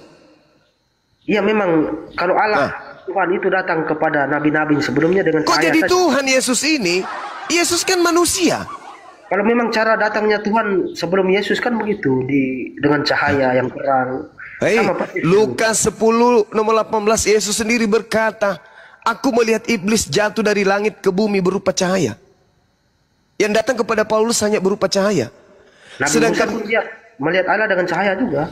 Berarti yang mana yang benar? Oke, sekarang jangan tanya itu. Sekarang saya tanya sama saudara. Kisah Para Rasul 1 nomor 11. Malaikat berkata, Yesus yang kau lihat terangkat ke langit akan datang kedua kalinya. Sama seperti engkau melihat terangkat ke langit. Yesus terangkat dengan jasad, datang kedua kalinya dengan jasad. Yesus berkata di dalam Matius 24 nomor 30. Kedatanganku nanti sebagai anak manusia dan seluruh manusia di atas muka bumi akan datang meratap. Itu kedatanganku yang kedua. Matius 24 nomor 27. Sama seperti cahaya yang terlontar dari timur sampai ke barat, demikianlah nanti anak manusia. Yang datang manusia, yang datang anak manusia. Kata Yesus, jadi waspadalah kepada penyesat. Apabila ada orang berkata ada Yesus di sini, ada Yesus di sana, jangan kau percaya. Sebab Yesus palsu dan nabi palsu akan datang melakukan banyak mujizat dan sekiranya menyesatkan orang pilihan juga. Camkanlah, aku sudah mengatakannya terlebih dahulu kepadamu. Jadi ketika ada orang berkata ada Yesus di padang gurun, ada Yesus dalam bilik, jangan engkau percaya, sebab sama seperti cahaya bersinar dari timur sampai ke barat, demikianlah kedatangan anak manusia yang kedua kalinya. Matius 24 nomor 23 sampai nomor 27. Jangan percaya kalau ada orang berkata ada Mesias di sini. Jangan percaya kalau ada berkata ada Yesus di sini. Itu kata Yesus. Datang Kristen percaya. Iya, baik. Nah, kesimpulan akhir Bang. Yesus datang sebagai manusia untuk yang kedua kalinya. Dan malaikat pun mengatakan itu. Yesus pun mengatakan itu. Dua kekuatan mengatakan Yesus datang sebagai manusia. Sedangkan Paulus datang kepadanya makhluk aneh yang bukan manusia, tapi mengambil nama Yesus. Ingat pesan Yesus, waspadalah kepada iblis yang datang kepadamu dengan memakai nama Yesus dan berkata, akulah Kristus. Ingat Galatia 1 nomor 11-12. Aku menerima Injil bukan dari manusia, tapi dari pernyataan Yesus Kristus. Sejak kapan Yesus bukan manusia? Dia duduk di samping kanan Bapa sebagai anak manusia. Dia datang kedua kalinya datang sebagai manusia. Dia menghakimi sebagai manusia. Sejak kapan dia berubah menjadi bukan manusia? Ya, ini Anda tidak perlu kemudian menanggapi saya. Silakan Anda renungkan. Di sini sudah mau hampir masuk waktu subuh. Anda tinggal renungkan saja. Saya sedikit pun tak menghujat, tak menistakan. Saya hanya membaca dalil sesuai dengan kitab suci saya. Wa iyad'una illa syaitanam marida. Yang Kristen sembah tak lain dan tak bukan adalah iblis yang durhaka, yang terkutuk. Demikian dari saya, saudara. Silakan Anda renungkan, silakan Anda pikirkan. Tidak ada paksaan dalam belajar. Belajarlah, semakin belajar Anda akan sampai kepada kebenaran itu. Saya kira begitu sahabat-sahabat sekalian. Terima kasih atas waktu yang diberikan kepada saya. Mudah-mudahan edukasi yang saya berikan ini bisa memberikan tambahan ilmu kepada saya pribadi dan juga kepada teman-teman yang mendengarkan. Terakhir saya minta kepada sahabat-sahabat untuk rajin mensubscribe channel-channel para apologet Islam Indonesia, Zulkifli Babas Official, Handi Selebes Channel, Alif Channel, siapa lagi? Pera Istar Channel, Muslimah Channel dan seterusnya. Silakan. Mudah-mudahan kita bisa bersama untuk berlomba mencari amal jariah melalui dakwah apologet ini. Demikian, subhanakallahumma bihamdi asyhadu an la ilaha illa anta astaghfiruka wa atubu ilaik. Salam tauhid, salam satu Tuhan, jayalah Islamku, jayalah Indonesiaku. Assalamualaikum warahmatullahi wabarakatuh. Waalaikumsalam warahmatullahi wabarakatuh. Mantap. Terima kasih Bang Martin, Anda berdiskusi dengan sangat baik, Masya Allah.